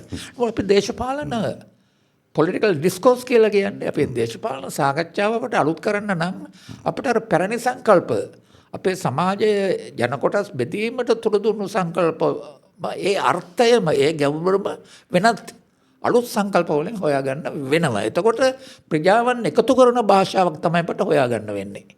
ප්‍රජාවන් එකතු කරන අලුත් දේශපාලන භාෂාවක්. ආණ්ඩුක්‍රම ව්‍යවස්ථාමය භාෂාවක්. දෙවෙනි එක තමයි මගේ තර්කයක් තමයි කාලයක් තිස්සේ තියෙන ෆෙඩරල් ක්‍රමය. නැත්නම් අපි බලය විමධ්‍යගත කිරීම කියන බලය විමධ්‍යගත කිරීම පමණක් ප්‍රමාණවත් වන්නේ නැහැ. උතුර නැගෙනහිර සහ අනෙකුත් පළාත්වල තියෙන සිටින ජනතාවන්ගේ ජාතික ගැටලු සහ සමාජ ගැටලු විසඳීමට. අපි හිතමු දැන් ෆෙඩරල් ක්‍රමයේ තියෙන න්‍යායික වශයෙන් තියෙන ලොකුම වැරැද්දක් තමයි මේ ඔක දේශපාලන න්‍යාය දැන් කාලේ පෙන්වන දෙයක් තමයි ෆෙඩරල් ක්‍රමයෙන් කරන්නේ ෆෙඩරල් විසඳීම් වලින් කරන්නේ අර ජාතික මට්ටමින් මයිනොරිටි සුළුතරයන් වන ප්‍රාදේශීය ජන කොට්ටාශවල ප්‍රභූන් ප්‍රාදේශීය මට්ටමේ පාලකයන් බවට පත් කිරීම. ඒ කියන්නේ national minorities can become local majorities and local ruling class. දැන් ලංකාවේ අපි පළාත් සභා ක්‍රමෙන් ඕකනේ වෙන්නේ. දකුණු පළාත වේවා උතුරු වේවා නැගෙනහිර වෙන ප්‍රාදේශීය ප්‍රභූතන්ත්‍රය තමයි ඒකේ රූලින් ක්ලාස් එක වෙන්නේ. ඒක වළක්වන්න පුළුවන් ක්‍රමය තමයි ඔබ පාවිච්චි කළ වචනේ ප්‍රජාතන්ත්‍රවාදයේ ගැඹුරු කිරීම. අර බලය විමධ්‍යකృత කිරීමත් තමයි පල්ලෙහාට ගෙන යාම. එතකොට පළාත් සභාව විතරක් නෙමෙයි. ඒක ඇතුලේ අපි හිතමු දැනට පළාත් පාලන ක්‍රමය තියෙනවා. දැනට අවසනාවට පළාත් පාලන ක්‍රමය දැනට තිබෙන්නේ මේ පළාත් සභාවල සම්පූර්ණ ආධිපත්‍ය සහ පාලනය යටතේ. මම හිතන්නේ ඒකෙන් නිදහස් කළ යුතුයි. එතකොට අපි පළාත් පාලන ආයතන තවදුරටත් පල්ලෙහාට ගෙනහිල්ලා දප්තර ප්‍රාදේශීය සභාවනුත් පල්ලෙහාට ගෙනහිල්ලා. හරිද? එතකොට හැම පළාතෙම ඉන්නවා අපි මයිනොරිටිස් කියන වචනේ පාවිච්චි කළොත් සුළුතර ප්‍රජාවන් කිව්වොත් අර පළාත් මට්ටමින් බහුතර ප්‍රජාවට අමතරව ඉන්නවා. ඒවයේ සුළු ප්‍රජාවන් ඉන්නවා. මම නිදසුන් කීපයක් කියන්නම්. දැන් නැගෙනහිර පළාත ගත්තොත් වාර්ගික වශයෙන් සෑහෙන විවිධ කණ්ඩායම් ඉන්න එකක්. එහි ඉන්නවා ප්‍රාදේශීය බහුතරයක් ඉන්නවා. මේ පළාත් බහුතරයක්. දරුණු ජනතාව කියලා හිතමු. ඒ විශාල ඉන්නවා සුළුතරයන්. මුස්ලිම් ප්‍රජාව ඉන්නවා. කුඩා බර්ගර් ප්‍රජාවක් ඉන්නවා. සිංහල ප්‍රජාවන් ඉන්නවා. උතුරෙත් එහෙමයි වවුනියා පැත්තේ. එතකොට ඔය දැන් තියෙන ඔය පළාත් සභා ක්‍රමයට තියෙන ලොකුම දුර්වලකමක් තමයි ප්‍රාදේශීය මට්ටමින්, ග්‍රාමීය මට්ටමින්, දිස්ත්‍රික් මට්ටමින් ඉන්න කුඩා ප්‍රජාවන්ට ඕන වාර්ගික කණ්ඩායම් වෙන්න පුළුවන්. ඕන ආගමික කණ්ඩායම් වෙන්න පුළුවන්. කුල කණ්ඩායම් වෙන්න පුළුවන්. ඔවුන්ට නියෝජනයක් ලැබෙන්නේ නැහැ. නියෝජනයක් ලැබෙන්නේ අර පළාතේ බහුතරයට තමයි. ඕක දැන් බස්නාහිර පළාත බලන්න. බස්නාහිර පළාතේ අත් වශයෙන් පළාත් සභාවට තේරීපත් වෙන වැඩි ප්‍රමාණය සිංහල අය.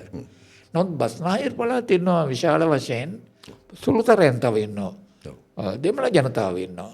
මුස්ලිම් ජනතාව ඉන්නවා. මැලේ ජනතාව ඉන්නවා. නැත්තම් තෙලුගු කේරළ සම්භවයන් සහිත ගාක් සුළුතර ප්‍රජාවන් ඉන්නවා. රත්නපුරේ ගනිමු. ඒ වගේමයි.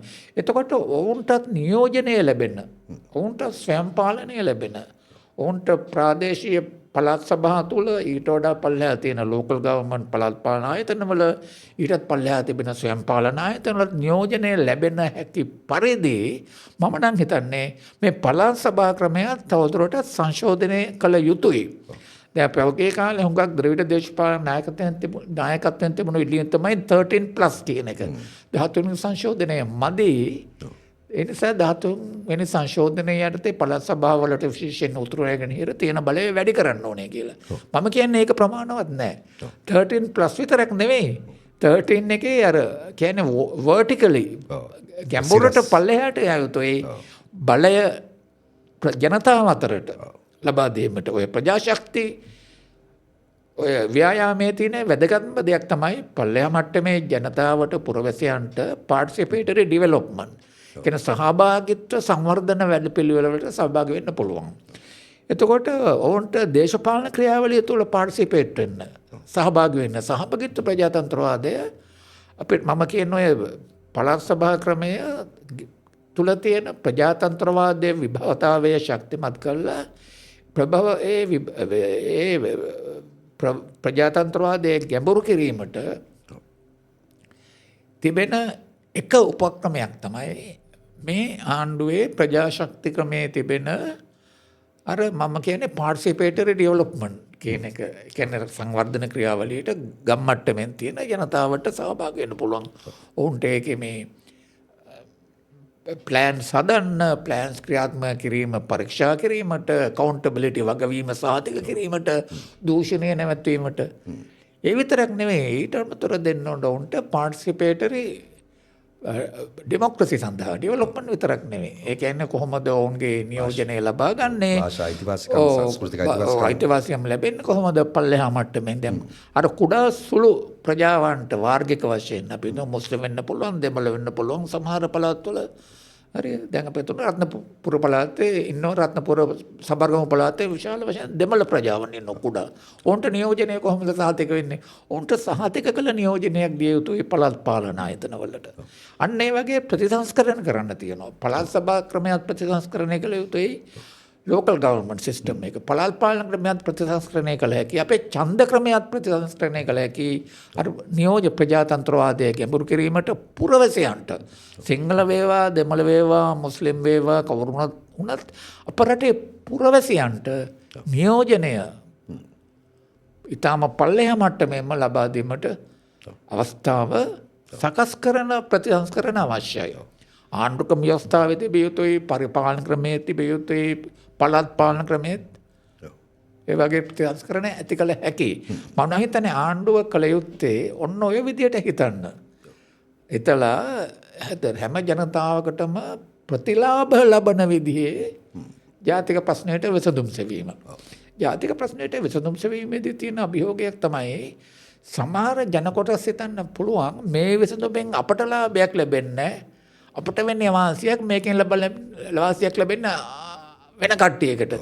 දැන් නිදසුනක් වශයෙන් පළාත් සභා ක්‍රමයේ තියෙන ලොකුම විවේචනයක් තමයි ඕකෙන් වාසිය ලැබෙන්නේ දෙමළ ජනතාවට, සිංහල ජනතාවට නෙවෙයි. ඒවට විසඳුම් සොයන්න ක්‍රම තියෙනවා. ඒක තමයි මම නිතරම කියන්නේ ජාතික ප්‍රශ්නයට විසඳුම් තියෙන්නේ ප්‍රජාතන්ත්‍රවාදයේ විසඳුම් හැටියට. ඒ දිහා බැලුවොත් විතරයි. සමාජ සාධාරණත්වයේ මම හිතන්නේ සමාජ සාධාරණත්වයේ විසඳුමයි ප්‍රජාතන්ත්‍රවාදයේ විසඳුම. දෙකම දේශපාලන ප්‍රජාතන්ත්‍රවාදයයි සමාජ ප්‍රජාතන්ත්‍රවාදයයි දෙකම එකතු වෙන්න ඕන. අපිට දේශපාලන ප්‍රජාතන්ත්‍රවාදය සමාජීය ප්‍රජාතන්ත්‍රවාදයෙන් වෙන් කරන්න බෑ. දැන් 990 ගණන් වල තිබුණු ආණ්ඩුක්‍රම ව්‍යවස්ථා ප්‍රතිසංස්කරණ කතිකාවෙත් ජාතික ප්‍රශ්නයට තිබුණු විසඳුම් පිළිබඳ කතිකාවෙත් තිබුණ ප්‍රධානම දුර්වලතාවය තමයි ඒකෙන් යම් සීමිත දේශපාලන ප්‍රජාතන්ත්‍රවාදයක් ගැන කතා කළා. සමාජීය මට්ටමින් ඇති වෙන ආර්ථික ප්‍රජාතන්ත්‍රවාදයේ සමාජ සාධාරණත්වය ඒ පැත්ත කතා කළේම නැහැ. ඒ වගේම සහභාගීත්ව ප්‍රජාතන්ත්‍රවාදය කියන එක ලංකාවේ ජනතාවට ඓතිහාසික වශයෙන් උරුමවලා තියෙන එකක් තමයි සහභාගීත්ව ප්‍රජාතන්ත්‍රවාදය. ඉස්සර ගම්සභා ක්‍රමය එහෙමනේ.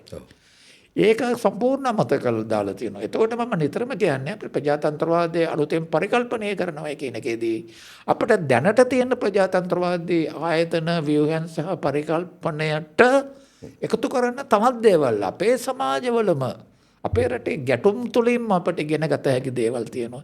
ඉතින් ඒ ගැන අපි කොහොමද මේ කතිකාව අලුත් කරන්නේ? එම්ම කතිකාවට සාකච්ඡාවට NPP එක සම්බන්ධ කරගන්නේ කෙසේද? ඒකත් මම හිතන්නේ ප්‍රශ්නයක්. අපි අභියෝගයක් හිටියට මුහුණ දිය යුතුයි. ඒක නැත්තම් වෙන්නේ NPP එකට මම දැකන හැටියට ලොකු අනතුරක් තමයි අපේ සමාජය තුළ අපි කතා කරන හැම ප්‍රශ්නයකට විසඳුම් පිළිබඳ කතිකා ගොඩ තිබුණානේ. ඒ කතිකා වලට මම ධනතරයෙන් NPP එක සම්බන්ධ වුණේ නැහැ ඒ කාලය තුල. ඕන්න ඒවෙන් ඉවත් වෙලා හිටියේ. දැන් තියෙනවා මම හිතන්නේ උන්ට ආණ්ඩු බලයක් ලැබුණු නිසා අඩු ගානේ දැන් හරි එම කතිකාවත් සමග නැවතවරක් සම්බන්ධ වෙලා මොකද ඒ කතිකාව වලට සම්බන්ධ වුණා අය දැනට ඉන්නවා මේ ආණ්ඩුවේ හිතවත්ව හැටියට. ඔවුන්ගෙන්ම සහ උතුරේ ඉන්න උතුරු නැගෙනහිර උතුරු විශාල පිරිසක් අපි දන්න අය ඉන්නවා. තරුණ දේශපාලඥයෝ ලිබරල් සම්බන්ධ කරගෙන මේ සාකච්ඡාව ආණ්ඩුවේ පුළුල් කළ යුතුයි කියලා මගේ නම් අදහස. එතකොට අලුත් අදහස් එනවා ආණ්ඩුවට. ඒකම දැන් මම හිතන්නේ ඒ සංවාදයේ ඇතුළේ වෙන්න පුළුවන් තව ප්‍රශ්නයක්ද කියන කාරණේ දැන් අපි දන්නවා දැන් ලංකාවේ අර සහෝදරත් කිව්වා වගේ ලංකාවේ තියෙන මූලික ප්‍රශ්නේ තමයි මොකද නේෂන් බිල්ඩින් පිළිබඳ ප්‍රශ්නේ. එතකොට ජාතිය ගොඩනැගීම පිළිබඳ අපි දන්න ඉතිහාසය විශේෂයෙන්ම 1400 වසරේ විතර ඉඳලා ඒක යුරෝපයේ හරහානේ අපි කියන්න පුළුවන් ජාතික රාජ්‍ය ජාතිකවාදයක්. මොකද එක භූමි ප්‍රදේශයක එක සීමිත කලාපයක එක වෙන් කරගත්ත ජාතික රාජ්‍ය සීමාවක තමයි යම්කිසි ජාතියක් කියන අදහස තියෙන්නේ කියන එක. හැබැයි එතනම ආපු අර්බුද ඒකම අර්බුදයක් තමයි ඊට පස්සේ ජනවාර්ගික ඕ ජාතික රාජ්‍ය අනිකුත් සුළුතර අනිකුත් ආගමික ජනමාර්ගික කණ්ඩායම් කොහොමද මේකට ඇතුල් කරගන්නේ කියන මම හිතන්නේ ප්‍රශ්නේ බොහෝ විට විසඳුනේ නැහැ. ඒතකොට දැන් ලංකාවටත් උරුම වෙන්නේ මේ ප්‍රශ්නේනේ. එතකොට ඒක මේක දිගුවක් විදිහට අවසාන වශයෙන් ජනමාර්ගික ජාතීන් මොකද ඒගොල්ලෝ ස්වාධීනව ඒගොල්ලන්ගේ තියෙන ඒගොල්ලන්ගේ ජාතියට ඒකාග්‍ර කර නොගැනීම ගැන එන නිකන් මම හිත සුළුතර විවේචනය ඊට පස්සේ උන් මම හිතන්නේ ඒක විහිදෙන්න පුළුවන් වෙනම ජාතියක්. උදාහරණයක් ගත්තොත් අපි දෙමළ ජනතාවට වෙච්ච නැත්නම් ලංකාවේ නිදහසෙන් පස්සේ ජාතිය ගොඩනැගීමේ ක්‍රියාවලියේ තිබ්බ නිෂ්ක්‍රීයත්වය බෙලහීනත්වය තුල මම හිතන්නේ ඒක වෙන්නේ විශේෂයෙන්ම ලංකාවේ ප්‍රභූ මේ සිංහල ප්‍රභූන් ලංකාවේ නායකත්වය අභ්‍යාස කරපු විදිය ගැටලුවක් විදියට මේක එන්නේ. එතකොට ඒකට විරුද්ධවනේ මම හිතන්නේ දෙමළ ඇතුළු සුළුතර ජනවර්ගවල දේශපාලන විරෝධය තමන්ගේ අයිතිවාසිකම් සම්බන්ධයෙන් මතුවෙන. නමුත් ඊට පස්සේ ක්‍රමයෙන් ඒක ඉෂ්ට නොවෙනකොට අවසාන වශයෙන් මොකද්ද තමන් වෙනම ජාතියක් විදියට පරිකල්පනය කිරීමේ දිශාවට යනවා. මම ඒකම තමයි අවසානයේ 70 ඉඳලා මම හිතන්නේ LTT ඇතුළු අනිකුත් ජනවර්ග මම හිතන්නේ මොකද වෙනම රාජ්‍යයක් පිළිබඳ අදහසට විශේෂයෙන්ම වඩුකුඩේ සම්මුතිය හරහා සහ එන ඊළාම් පිළිබඳ අදහස දක්වා එන්නේ. එතකොට අවසාන වශයෙන් දෙමළ ජනවර්ගයට තියෙන විමුක්තිය වෙනම රාජ්‍යයක් කියන අදහස දක්වා අර ලංකාවේ ජාතිය ගොඩනැගීමේ ක්‍රියාවලිය තිබ්බ අර්බුදේ විහිදෙනවා. එතකොට මම අහන්න උත්සාහ කරේ මෙන්න මේ කතිකාව තුල ඉන්න යම්කිසි දෙමළ දේශපාලන ප්‍රජාවක් තවමත් ඉන්නවා කියන එක. රයිට්. ඒ කියන්නේ ඔය කතාව මුකුත් නෙමෙයි. ඔය කිව්ව අපි කතා කරපු ස්වයං පාලනය ප්‍රජාතන්ත්‍රවාදයේ ගැඹුරු කිරීම බලය බෙදා හැරීම වගේ ඒවා නෙමෙයි. මොකද ඒවෙන් ඇත්තටම ප්‍රායෝගික දේවල් සිද්ධ වෙන්නේ නැහැ. නමුත් මේ රටේ මොකද දෙමළ ජනතාවගේ නිජබිම් සුව රාජ්‍යයක අයිතිය වෙනුවෙන් සටන් කරපු ඉතිහාසයක් තියෙනවා. ඒ වෙනුවෙන් ඇත්තටම ප්‍රායෝගිකව භෞතිකව මිය ගිය අතීතයක් තියෙනවා. එතකොට මෙන්න මේ කතිකාවම තමයි විශේෂයෙන්ම දෙමළ ජන වර්ගයටත් අනිකුත් ජන වර්ග වලටත් තියෙන විසඳුමකි විදිහට අඳුරගන්න. මම හිතන්නේ දෙමළ දේශපාලන යම්කිසි කොටසක් මම හිතන්නේ උතුරෙත් මම හිතන්නේ උතුරු නැගෙනහිරත් දකුණේ ලංකාවෙත් ඒකම ඩයස්පොරික් විශේෂයෙන්ම ලංකා විදේශ කලාපවලත් ඉන්නවා. එතකොට ඔවුන් නිශ්චිතවම අර අදහසේ තමයි ඉන්නේ. ඔය අපි ගත්තොත් ඊළාම් රාජ්‍යයක් නැති වුණත් යම්කිසි විදිහේ වෙනම ජාතිකත්වයක රාජ්‍යයක් ගැන අදහස. මම අහන්න බැලුවේද අපි මේ කතා කරන අලුත් සංදිස්ථානමය මොහොත තුල නැත්නම් අලුත් පරිවර්තනීය මොහොත තුලනේ අපි මේ ජාතික ප්‍රශ්න නැවත නිර්වචනය කරගන්න කියලා උත්සාහ කරන්නේ. එතකොට ඒක තුලනේ අපි අලුත් භාෂාවක් ඕනේ කියලා වෙංගුරු සහෝදරයෝ යෝජනා කරන මේ කාරණා එන්නේ. ඒ කියන්නේ අපි අර පැරණි 70 80 භාවිතා කරපු සූත්‍රයම නැවත පුනරුච්චාරණය කිරීම වෙනුවට මේ ඇවිල්ලා තියෙන අලුත් සංයුක්ත තත්ත්වය තුල කොහොමද ලංකාවේ ජනවාර්ගික ජාතික ප්‍රශ්නයට අපි ප්‍රායෝගික ප්‍රජාතන්ත්‍රවාදී නව විසඳුමක් හොයන්නේ කියන එක. එතකොට මේකයි අර මම කිව්ව අර දෙමළ ජනතාවගේ ජාතික විමුක්තිය සඳහා වෙනම රාජ්‍යයක් නැත්නම් වෙනම ස්වයං පාලනයට වඩා එහා ගිය එකක් විදියට එන යෝජනාවලිය. නැත්නම් ඒ කතිකාව මම හිතනවා මෙතනදී පොඩි මම දෙමළ ජන සමාජය තුළ කන්ෆ්‍රන්ට් වීමක් තියෙනවා කියලා. මම හිතන්නේ අර සංවාදයට යන එක අර සහෝදරයම යෝජනා කරපු මම කියන්නේ මගේ ආණ්ඩුව අර්බුදයක් තියෙනවා. මේ ආණ්ඩුව තවම සූදානම් නැහැ අලුත් සංවාදයේ උතුරේ සහ නැගෙනහිර දෙමළ ඇතුළු මේ මුස්ලිම් ජනවර්ගය ඇතුළේ අනුමුත් ජනවර්ගික කණ්ඩායම් සමග ඇති කරන්න තවමත් නිකන් විනිවිද යන සුළු විවෘත බවක් පෙන්නලා නැහැ. ඒකට ඒක ආණ්ඩුවේ ගැටලුව. නමුත් එහෙම එකකට අපි විවෘත වෙන්න යන හදනකොට එන්න පුළුවන් එක බාධාවක් තමයි අර මම කිව්ව දෙමළ ජනතාවට වෙනම රාජ්‍යයක් පිළිබඳව තියෙන ඒ ඓතිහාසික කතිකාව තුළ තවමත් ඉන්න පිරිස්. නැත්නම් මම කියන්නේ විශේෂම දෙමළ ජන කොටස් නැත්නම් දේශපාලන ජන කොටස් විසින් ඇති කරන තෙරපුම. ඒක නෙමෙයි විසඳුම කියන එක. මෙන්න මේ කලාපයේ තියෙන ටෙන්ෂන් එක මම හිතන්නේ විශේෂම උතුරු නැගෙනහිර ඇතුළු සහ ඒකම දකුණෙත් මේ මොකද දෙමළ දේශපාලන සමාජයේ තියෙන මේ ගැටුම යම්කිසි ආකාරයකට ඔය කියන අලුත් විසඳුමට නැත්නම් අලුත් විසඳුමක් පරිකල්පනය කරන්න බාධාවක් වෙනවාද වෙනවා නම් කොහොමද? මම දන්නේ ටිකක් ඒක පැහැදිලිය. ඔය ප්‍රතිචාරය සිංහල සමාජයේත් වෙන්න පුළුවන්. දැන් අපි දන්නවා සිංහල සමාජයේත් දෙමළ සමාජයේත් ලංකාවේ මුස්ලිම් සමාජයේත් ඉන්නවා අර අපි කියන්නේ අනන්‍යතා දේශපාලනේ එක එක පැතිකඩ ගණනාවක් තියෙනවානේ. ඒකේ අපි කියන්නේ මම අන්තවාදී කියන වචන කියනනම් අකමැති නමුත් ඒකේ මැක්සිමලිස්ට් කියන්නේ පරිමවාදී ස්ථාවර ගන්න අයත් ඉන්නවා. ඊළඟට ඉන්නවා මේ ඒ අතර ඉන්නවා අතරමැද. දැන් ලංකාවේ ඕනම දේශපාලන ප්‍රගතිශීලී දේශපාලන පරිවර්තනයක් සඳහා ලංකාව වගේ වාර්ගික වශයෙන් දේශපාලන වශයෙන් සෑහෙන කාලයක් බෙදී තිබුණු සමාජයකට හැම අවස්ථාවකම විසඳුම් සඳහා ඉඩකඩ ලැබෙන්නේ ඔය අතරමැද අවකාශය ඵලලුනොත් පමණයි. එතකොට අන්තවල ඉන්න පුළුවන්. නමුත් අතරමැද අවකාශයේ පුල් නම් කියන්නේ මැද තියෙන එක. අර අන්තයටත් නෑ මේ අන්තයටත් නෑ. අන්න එතකොට තමයි අපට ඓතිහාසික සමාජ දේශපාලන අවකාශය ලැබෙන්නේ බහුතරයට පිළිගත හැකි විසඳුමක් කරා යාමට. මම හිතන්නේ ලංකාවේ දේශපාලනයේ ඔය අතරමැද ඉඩකඩ පුළුල් වීම පටන් ගත්තේ අද නෙමෙයි. ඕක 990 ගණන් වලත් තිබුණා. නමුත් ඒ 90 ගණන් වල ඉඳලා තිබුණු ඒ තත්ත්වය ප්‍රයෝජන ගන්න බැරි වුණා. දැන් ජනතා විමුක්ති පෙරමුණ 994න් 96න් පස්සෙත් හිටියේ අතරමැදි අවකාශයට සම්පූර්ණ විරුද්ධව තමයි. ඕනොත් හිටියේ අන්තේ හිටියේ. නමුත් අද එහෙම නෙමෙයි. අද ජනතා විමුක්ති පෙරමුණත් ජාතික ජන බලවේගයත් අර අතරමැද අවකාශයේ ඉන්න අය. ඒ වගේම සමාජයත් අතරමැද අවකාශයේ තියෙන්නේ. සමස්ත වශයෙන්. ඒක මම හිතන්නේ අපි පැහැර නොහැරිය යුතු නොහැරිය යුතු ඓතිහාසික අවකාශයක්.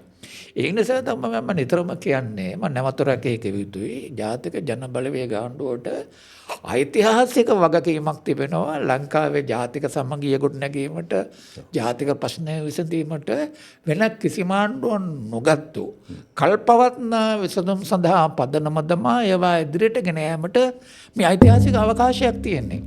ඒ අවකාශය අතෑරියොත් මම හිතන්නේ ඉතිහාසය නැවතවරක් මේ ආණ්ඩුවට සමාව නොදෙන්න පුළුවන්. ඒව හැමදාම ඇති වෙන අවකාශ නෙමෙයි මේවා. මේවා කලාතුරකින් ඉතිහාසයේ විසින් කලාතුරකින් විවෘත කරනු ලැබ ඇති අවකාශයකයි අපි අද ඉන්නේ. ඒ නිසා තමයි අපිත් මේ සාකච්ඡාව පුළුල් කිරීමට ගැඹුරු කිරීමට පුළුවන් තරම් උත්සාහ ගන්නේ. අපේ සාකච්ඡාවේදී අපි අත් වශයෙන් NPP කාඩර්ස් වලට කතා කරනවා NPP නායකත්වයටත් අපි මේක අත් වශයෙන් අපි ආමන්ත්‍රණය කළ යුතුයි මේ සාකච්ඡාව තුළින්. දැන් දෙමළ සමාජයේ ඇති වුණු වැදගත් වෙනසක් ගැන මම හිතන්නේ අපි අමතක නොකළ යුතුයි දේශපාලන වෙනසක් ගැන. 1990 ගණන් වල ඉඳලා ද්‍රවිඩ සමාජයේ තිබුණා විවෘත වෙලා අවකාශයක් අර මොඩරේට් මධ්‍යස්ථවාදී බලවේග වලට විශාල අවකාශයක් තිබුණා.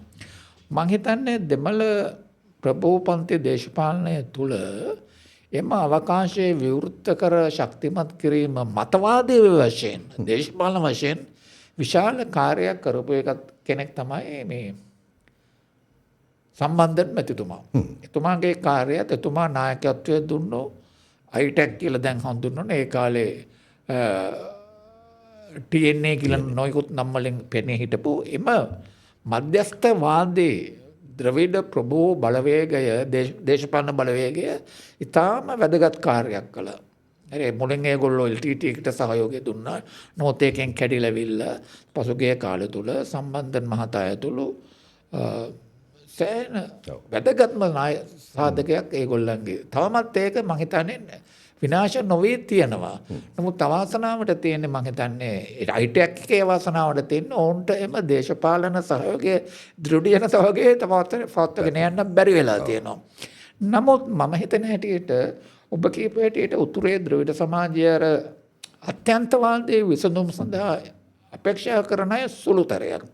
ඒ වගේම ලංකාවෙන් පිට ඉන්න ද්‍රවිඩ සමාජය සිංහල සමාජය ඒ දෙගොල්ලන්ගම තියෙන පොදු ලක්ෂණයක් තමයි ඒගොල්ලෝ කියන්නේ අර බෙනඩික් ඇන්ඩර්සන් කියන අර ශාස්ත්‍රවේදයා ඉදිරිපත් කරපු සංකල්පයක් තියෙනවා මේ ඉමැජින් කමියුනිටි. ඉමැජින් කමියුනිටි. නෑ ඒකට කියන්නේ ඩයස්පෝරා නැෂනලිසම්. නැත්නම් එයාට පාවිච්චි කරන long distance nationalism. මම උට කියන්නේ දිගදුර ජාතිකවාද. ඒගොල්ලෝ ගමේ ගෙදර නෙමෙයි ඉන්නේ. රටේ නෙවෙයි පිට කොහේ හරි. එතකොට ඒගොල්ලන්ගේ දේශ ප්‍රේමය, ජාතිකවාදයේ, සංස්කෘතික ප්‍රේමය ඉතා වැඩි වෙනවා. ඒගොල්ලෝ තමයි යම් කිසි ලංකාවේ විතරක් නෙවෙයි ඔක අනෙක් රටවලත් ඔක තිබුණා. ඕකට කියන්නේ long distance nationalism. ඩයස්පෝරා කොමියුනිටිස් වල තියෙන එක. ඒ පිරිස ඉඳී. ඒක අපිට වළක්වන්න අමාරුයි. ජාතිකවාදයේ යනෝ ෂේඩ් කියන්නේ ෂේඩ්ස් කියලා කියන්නේ මේ වර්ණ එකක් තියෙන එකක් නෙමෙයි. ජාතිකවාදයේ වර්ණ ගණනාවක් තියෙනවා. ඒතකොට දැන් මම හිතන්නේ ලංකාවේ තිබෙන ඓතිහාසික මොහොතේ අර සෑහෙන අත්‍යන්තවාදී කළු වර්ණ සෑහෙන දුරට අලු පාට වර්ණ බවට පත් වෙලා ඇවිල්ලා අලු පාටට තමයි විශාල ඉඩක් තියෙන්නේ. මොකද ඒක අන්තිකට නොයන. එතකොට ආණ්ඩුව මේක අපි මූලෝපාය ගත කරන්න ඕන. ස්ට්‍රැටජයිස් කරන්න ඕන. මෙම මොහොත කොහොමද පරිවර්තනීය මොහොතක් බවට පත් කරලා ඒක ඉදිරියට ගෙනියන්න කියලා. මම හිතන්නේ අපේ සංවාදයේ අවසාන ප්‍රශ්නය තව මම හිත පැයක් විතර අපි සාකච්ඡා කරලා තියෙනවා. විනාඩි 5ක් විතර ඉඳ තියලා මම අර ඉස්සල ප්‍රශ්නේ ඇහුවේ ලංකාවේ දකුණේ ටිකක් අර රැඩිකල් වාමාංශික කණ්ඩායම් ටිකක් ඔය ට්‍රොස්කිවාදී සහ ඒ උරුමයක් සහිත අය ඉන්නවා තවමත්. ඒගොල්ලෝ ටිකක් ඔය මම හිතන්නේ වෙනත් රාජ්‍යයක් පිළිබඳව දෙමළ ජනතාවගේ අරගලය පිළිබඳ ඒක අර පැරණි යුගයේ සමාජවාදයත් එක්ක සම්බන්ධ කරනනේ. මම සමාජවාදය සඳහා යන ගමනේදී විශේෂයෙන්ම මම ලෙනින්ගේ ඒ සූත්‍රයත් අදාළ කරගෙන. ඒතකොට ඒක සමාජවාදී අත්‍යන්තාංගයක් තමයි කියලා දෙමළ ජනතාවගේ නැත්නම් වෙනම නැත්නම් ස්වයං තීරණය තමන්ගේ ස්වයං පාලනය පිළිබඳව තියෙන තීරණයට තියෙන අයිතිය කියන එකම තමයි නැවත ඔවුන් මේ පුනරුච්චාරණය කරන පිරිසකුත් ඉන්නවා. right to self determination කියන එක. වෙන්න පුළුවන්. මම කියන්නේ දෙයකට අපිට වෙලාව අඩු නිසා. මේ ඔය right to self determination කියන එක අර්ථකථනය කරලා තියෙනවා වාමාංශික මාක්ස්වාදී ව්‍යාපාරෙත් අන්ත දෙකකින්. කියන්නේ අර්ථ දෙකකින්. එකක් තමයි ප්‍රජාවකට වෙන්වී තමන්ගේම ස්වයං පාලනය ඇති කර ගැනීමේ අයිතිය. ඊළඟට ලෙනින් එක අවස්ථාවක කියන එක තමයි හැබැයි ඒක මොකක්ද කියලා කියන්නේ අපි නෙමෙයි. ඒ ජනතාවයි තීරණය කරන්න ඕන කියන එක. ඔය ගැන ලොකු වාදයක් කියන්නේ. අනිත් එක හැම වෙලෙම අදාළ වෙන්නේත් නැහැ ඒකයි. නෑ හැම වෙලාවෙම අදාළ වෙන්නේත් නැහැ. එතකොට දැන් ඒක තමයි අර නිතරම කියන්නේ රෙෆරෙන්ඩම් එකක් තියෙන්න ඕනේ කියලා. මාක්ස්වාදීන් කියන්නේ ජනතාව අතර රෙෆරෙන්ඩම් එකක් තියෙන්න ඕනේ කියලා. 1974 මැතිවරණේ TULF ඡන්දය ඉල්ලුවේ මේක රෙෆරෙන්ඩම් මොකක්ද? ඒගොල්ලෝ රෙෆරෙන්ඩම් එක දිනුවා කියලා කියන්නේ නිසා වෙනම රාජ්‍යයකට අයිතියක් තියෙනවායි කියලා. එතකොට අපි බලන්න ඕන කොච්චර දුරට වර්තමාන දේශපාලන යථාර්ථයන් තුළ ලංකාවේ දේශපාලන ලෝක යථාර්ථයන් තුළ ලංකාවේ සුළු වාර්ගික මේ විතින් කොටේෂන් මාර්ක් සුළු වාර්ගික ප්‍රජාවට වෙනම රාජ්‍යයක් පිටුවා ගැනීමට හැකියාව තියෙනවද කියන එකත්. ඒක ලංකාවේ අත්දැකීමක් තිබිලා ඒක විශාල දැන් යුද්ධයේ අයිතකෙම තිබුණනේ අපිට එම අත්දැකීම පසුබිම් කොටගෙන එම සටන් පාටේ තවදුරටත් දේශපාලන වශයෙන් වළංගුද කියන එක ලොකු ප්‍රශ්නයක්. මගේ නම් මතය ඕනම කණ්ඩායමකට වෙනම රාජ්‍යයක් සඳහා තිබෙන අයිතිය ප්‍රකාශ කිරීමට අයිතිය තිබිය යුතුයි. නමුත් ලංකාවේ ත්‍රස්ත විරෝධී නීතිය යටතේ ඒක කරන්න බෑ. මම හිතන්නේ ඒක ආණ්ඩුක්‍රම ව්‍යවස්ථාවෙන් උත්සාහනම් කළා තියෙන්නේ. එහෙම කරන්න බෑ. නමුත් ඒ මතය දැරීමේ අයිතිය තිබිය යුතුයි. ඒක ලිබරල් අයිතියක් නේ ඒක. ඕනේ මතය දැරීමේ අයිතිය ඒක ප්‍රශ්නයක් නෑ. නමුත් මම නම් හිතන හැටියට කලාව තුල පවා මම හිතන්නේ ඒක ඕනෑම මගේ විශ්වාසය අර වාමාංශීය කණ්ඩායම් ඉස්සර මතකද NSSP එක ඔය මතේ හිටිය ට්‍රොස්කිවාදී කණ්ඩකම් කරුමාවත ඔය මතේ හිටිය. මතේ හිටියට ප්‍රශ්නයක් නැහැ. ඔවුන්ට රටේ දේශපාලන ගමන් මඟ තීරණය කරන්න බෑ. නමුත් ඒකෙන් අදහස් වෙන්නේ නැහැ ඔවුන්ට ඔගේ මතය ප්‍රකාශ කිරීමට තියෙන අයිතිය ප්‍රතික්ෂේප කළ යුතුයි කියලා. පැහැදිලිවම. මම හිතන්නේ ටිකක් ඊටාම කැටියෙන් නිකන් මේක අවසන් කිරීම සඳහා මේ ප්‍රශ්න යොමු කළොත් දැන් මම හිතන්නේ අපේ මේ සාකච්ඡාවේ මූලිකම තැන තමයි මේ ආණ්ඩුව විශේෂයෙන්ම ජාතික ජනබලවේගයේ ආණ්ඩුවට මම ඓතිහාසික අවස්ථාවක් ඇවිල්ලා තියෙනවා.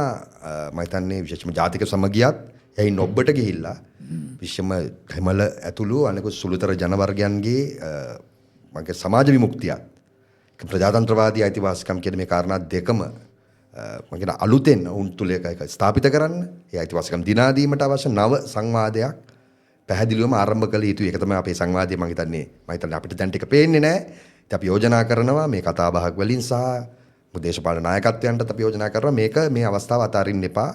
මොකද මේ අවස්ථාව කියලා. හැබැයි ආණ්ඩුව පැත්තෙන් පේන්න තියෙනවා නේද? ඉතින් කෙටියෙන් මේක අහන්නේ.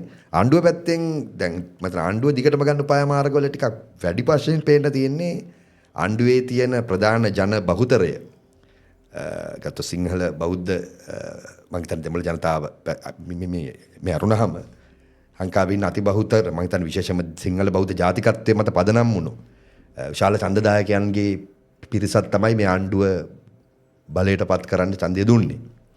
එතකොට මේ ආණ්ඩුව දැන් ඒක පැත්ත අනිත් පැත්තෙන් තමයි අපි අර කතා කරපු දෙමළ ජනතාව මුස්ලිම් ජනතාවගේ දායකත්වය තියෙන. නමුත් මේ ආණ්ඩුව දැන් වැඩිපුර අවධානයක් දෙන්නේ මෙන්න මේ ආණ්ඩුවේ ජනවරම තුල ඉන්න මේ සිංහල බෞද්ධ වාර්ගික අනන්‍යතාවය නැත්නම් ඒ බහුතර වාර්ගික අනන්‍යතාවයේ අවශ්‍යතාවයන් ඒගොල්ලන්ගේ සංස්කෘතික අයිතිවාසිකම් මේ දේවල් තෘප්ත කිරීමට දෙන කාලය වැඩි වෙලා තියෙනවා එකක්.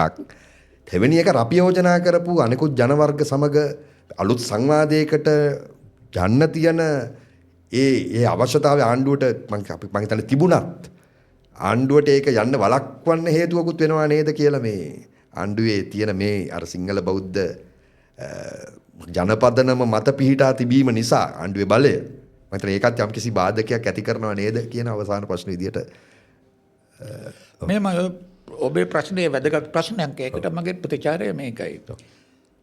මීට පෙර ලංකාව පාලනය කරපු එක්සත් ජාතික පක්ෂය, ශ්‍රී ලංකා නිදහස් පක්ෂය, ඊළඟට මහජන පෙරමුණනේ මොකද මේ සමගි පෙරමුණ SLPP පොදු ජන එක්සත් පෙරමුණ පොදු ජන පෙරමුණ ඔක්කොම දරාගෙන හිටපු එක මතයක් තමයි ඔබ කිව්වේ. ඒ කියන්නේ හැම කෙනෙකුටම බහුතරයේ තියෙන සිංහල ප්‍රජාවගෙන්. ඒ නිසා දැන් ඔවුන්ගේ අවධානය ප්‍රමුඛත්වය දෙය යුත්තේ සිංහල ජනතාවගේ ප්‍රශ්න විසඳන්න කියන එක. දැන් NPP එකට ද්‍රවිඩ ජනතාව විශාල ප්‍රමාණයක් ඡන්දෙ දුන්නේ ඔයින් වෙනසුන් වෙන්න කියලානේ. සරණේ දේශපාලන පක්ෂ ගෙනිච්ච සිංහල බහුතරවාදී දේශපාලන න්‍යාය පත්‍රයෙන් ඉවත් වෙන්න කියලානේ. එහෙම ඉවත් වෙනවා කියලා පොරොන්දු වුණානේ අපේ අනුර කුමාර දිසාරංග මහතා සහ NPP නායකත්වය. එතකොට ආණ්ඩුව මම හිතන්නේ කිසිසේත්ම ඔය සාම්ප්‍රදායික තර්කයේ ඉදිරිපත් නොකළ යුතුයි. එහෙම ඉදිරිපත් කළ ගමන්ම මේ ආණ්ඩුවට ද්‍රවිඩ සහ අනෙකුත් ඔය වාර්ගික ප්‍රජාවන්ගෙන් ලැබුණු දේශපාලන සහයෝගය සහ දේශපාලන සුජාත භාවය නැති වෙන්න පුළුවන්. ඒක ආණ්ඩුවට ඇත්ත වශයෙන්ම ලංකාවේ ජාතික ප්‍රශ්නය විසඳීම සඳහා තිබෙන අවකාශ සීමා කරන්නත් හේතු වෙන්න පුළුවන්. එතකොට ආණ්ඩුවට තියෙන ආණ්ඩුකරණයේ තියෙන ලොකුම අභියෝගයක් කොහොමද? අභියෝගයක් තමයි මේවා කොහොමද තුල්‍යතාවයෙන් පවත්වාගෙන යන්නේ, සමතුලිත භාවයෙන් පවත්වාගෙන යන්නේ. සිංහල සමාජයේ ඉලීම එක පැත්තෙන් තියෙනවා, ද්‍රවිඩ සමාජයේ, මුස්ලිම් සමාජයේ, මලයක ද්‍රවිඩ ජනතාවගේ මේවා බැලන්ස් කරගෙන යෑමෙන් තමයි අනුර කුමාර දිසානායක මැතිතුමාට පුළුවන් වෙන්නේ තමන්ගේ රාජ්‍ය තාන්ත්‍රිකත්වය පෙන්වන්න.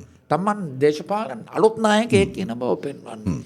NPP එකට පුළුවන් වෙන්නේ මේ ආණ්ඩුකරණය කියන එක, ගවර්නන්ස් කියන එක අත් වශයෙන් සම්පූර්ණම හැම අවස්ථාවකම එකිනෙකට ප්‍රතිවිරුද්ධ බලවේග අතර තිබෙන ඉල්ලීම් අතර සමතුලිතතාවයක් ගොඩනැගීමේ හැකියාව තමයි.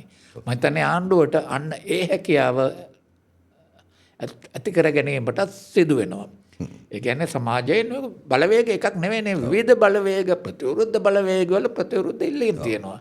එතකොට කෙනෙක් ජනතාවගේ ඡන්දයෙන් පත් වුණා කියනවා නම්, ජනතාවගේ වරමක් තමන්ට තියෙනවා කියනවා නම්, ජනතාවගේ පරමාධිපත්‍යය තමන් නියෝජනය කරනවා කියලා කියනවා නම්, අන්නර එකිනෙකට පටහැනේ විරුද්ධ ඉල්ලීම් මත ඉල්ලීම් සියල්ල තුල නැත්තම් බහුතරය තුල තිබෙන අර ගැටුම් නෙමෙයි, ඒවා අතර පොදු භාවයක් දකින්නට හැකියාව ලැබිය යුතු. ඒක සාර්ථක ආණ්ඩුකරණය පිළිබඳ හැකියාව පෙන්වන්නට ආණ්ඩුවට ජනාධිපතිතුමාට තියෙන වැදගත් අවස්ථාවක් තමයි ඕක. හරි.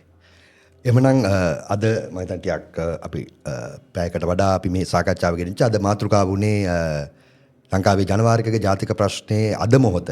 මේ අපේ මේ සාකච්ඡා මාලාව මම මේ දැන් මෙතන වීඩියෝ සාකච්ඡා මාලාව අපි කරන්නේ මේ විශේෂම ලංකාවේ සමකාලීන දේශපාලනය පිළිබඳ නව කියවීමක් මේ යෝජනා කරමින්. ඉතින් එහි එකක් තමයි උයන්ගොඩ ජයදේව උයන්ගොඩ සහෝදරයා මහාචාර්යවරයා සමග මම කරන මේ කතාබහ. මම හිතන්නේ ඒක සාකච්ඡාවක්. ඉතින් එහි මේ හතරවෙනි එක තමයි අපි අද කළේ විශේෂම ජනවාර්ගික ජාතික ප්‍රශ්න පිළිබඳව මේක අහන බලන අයටත් මේක උනන්දු අයටත් මම හිතනවා මේ සංවාදය අපි තවදුරටත් පුළුල් කරගන්න අවශ්‍යයි. මෙතනින් එහාට මත ආණ්ඩුවේ මම ආණ්ඩුවත් එක්ක සම්බන්ධ වෙන මතධාරීන් ආණ්ඩුවේ නියෝජනයන්ටත් මම හිතනවා මේ සංවාදය මම හිතන්නේ ඊටම කල්පනාවෙන් අපි ඉදිරියට ගෙන ආ යුතුයි. ඒ නිසා අදට මේ සංවාදය මෙතනින් නවත්වනවා. ජයදුවන්ගොඩ සහෝදරයා සමග මේ අලුත් මාතෘකාවක් එක්ක විශේෂයෙන්ම අපිට අත්‍යන්තයෙන් වැදගත් වන නව දේශපාලන මාතෘකාවක් සමග අපි ඊළඟ සතියේ නැවත හමු වෙන්න අපි බලාපොරොත්තු වෙනවා. වෙංගොඩ සහෝදරයාට මේ ආචාර්ය පළ කරනවා. අපි ඊටම ඉක්මනින් ඊළඟ සතියේ නැවත හමු වෙමු. බොහොම ස්තුතියි.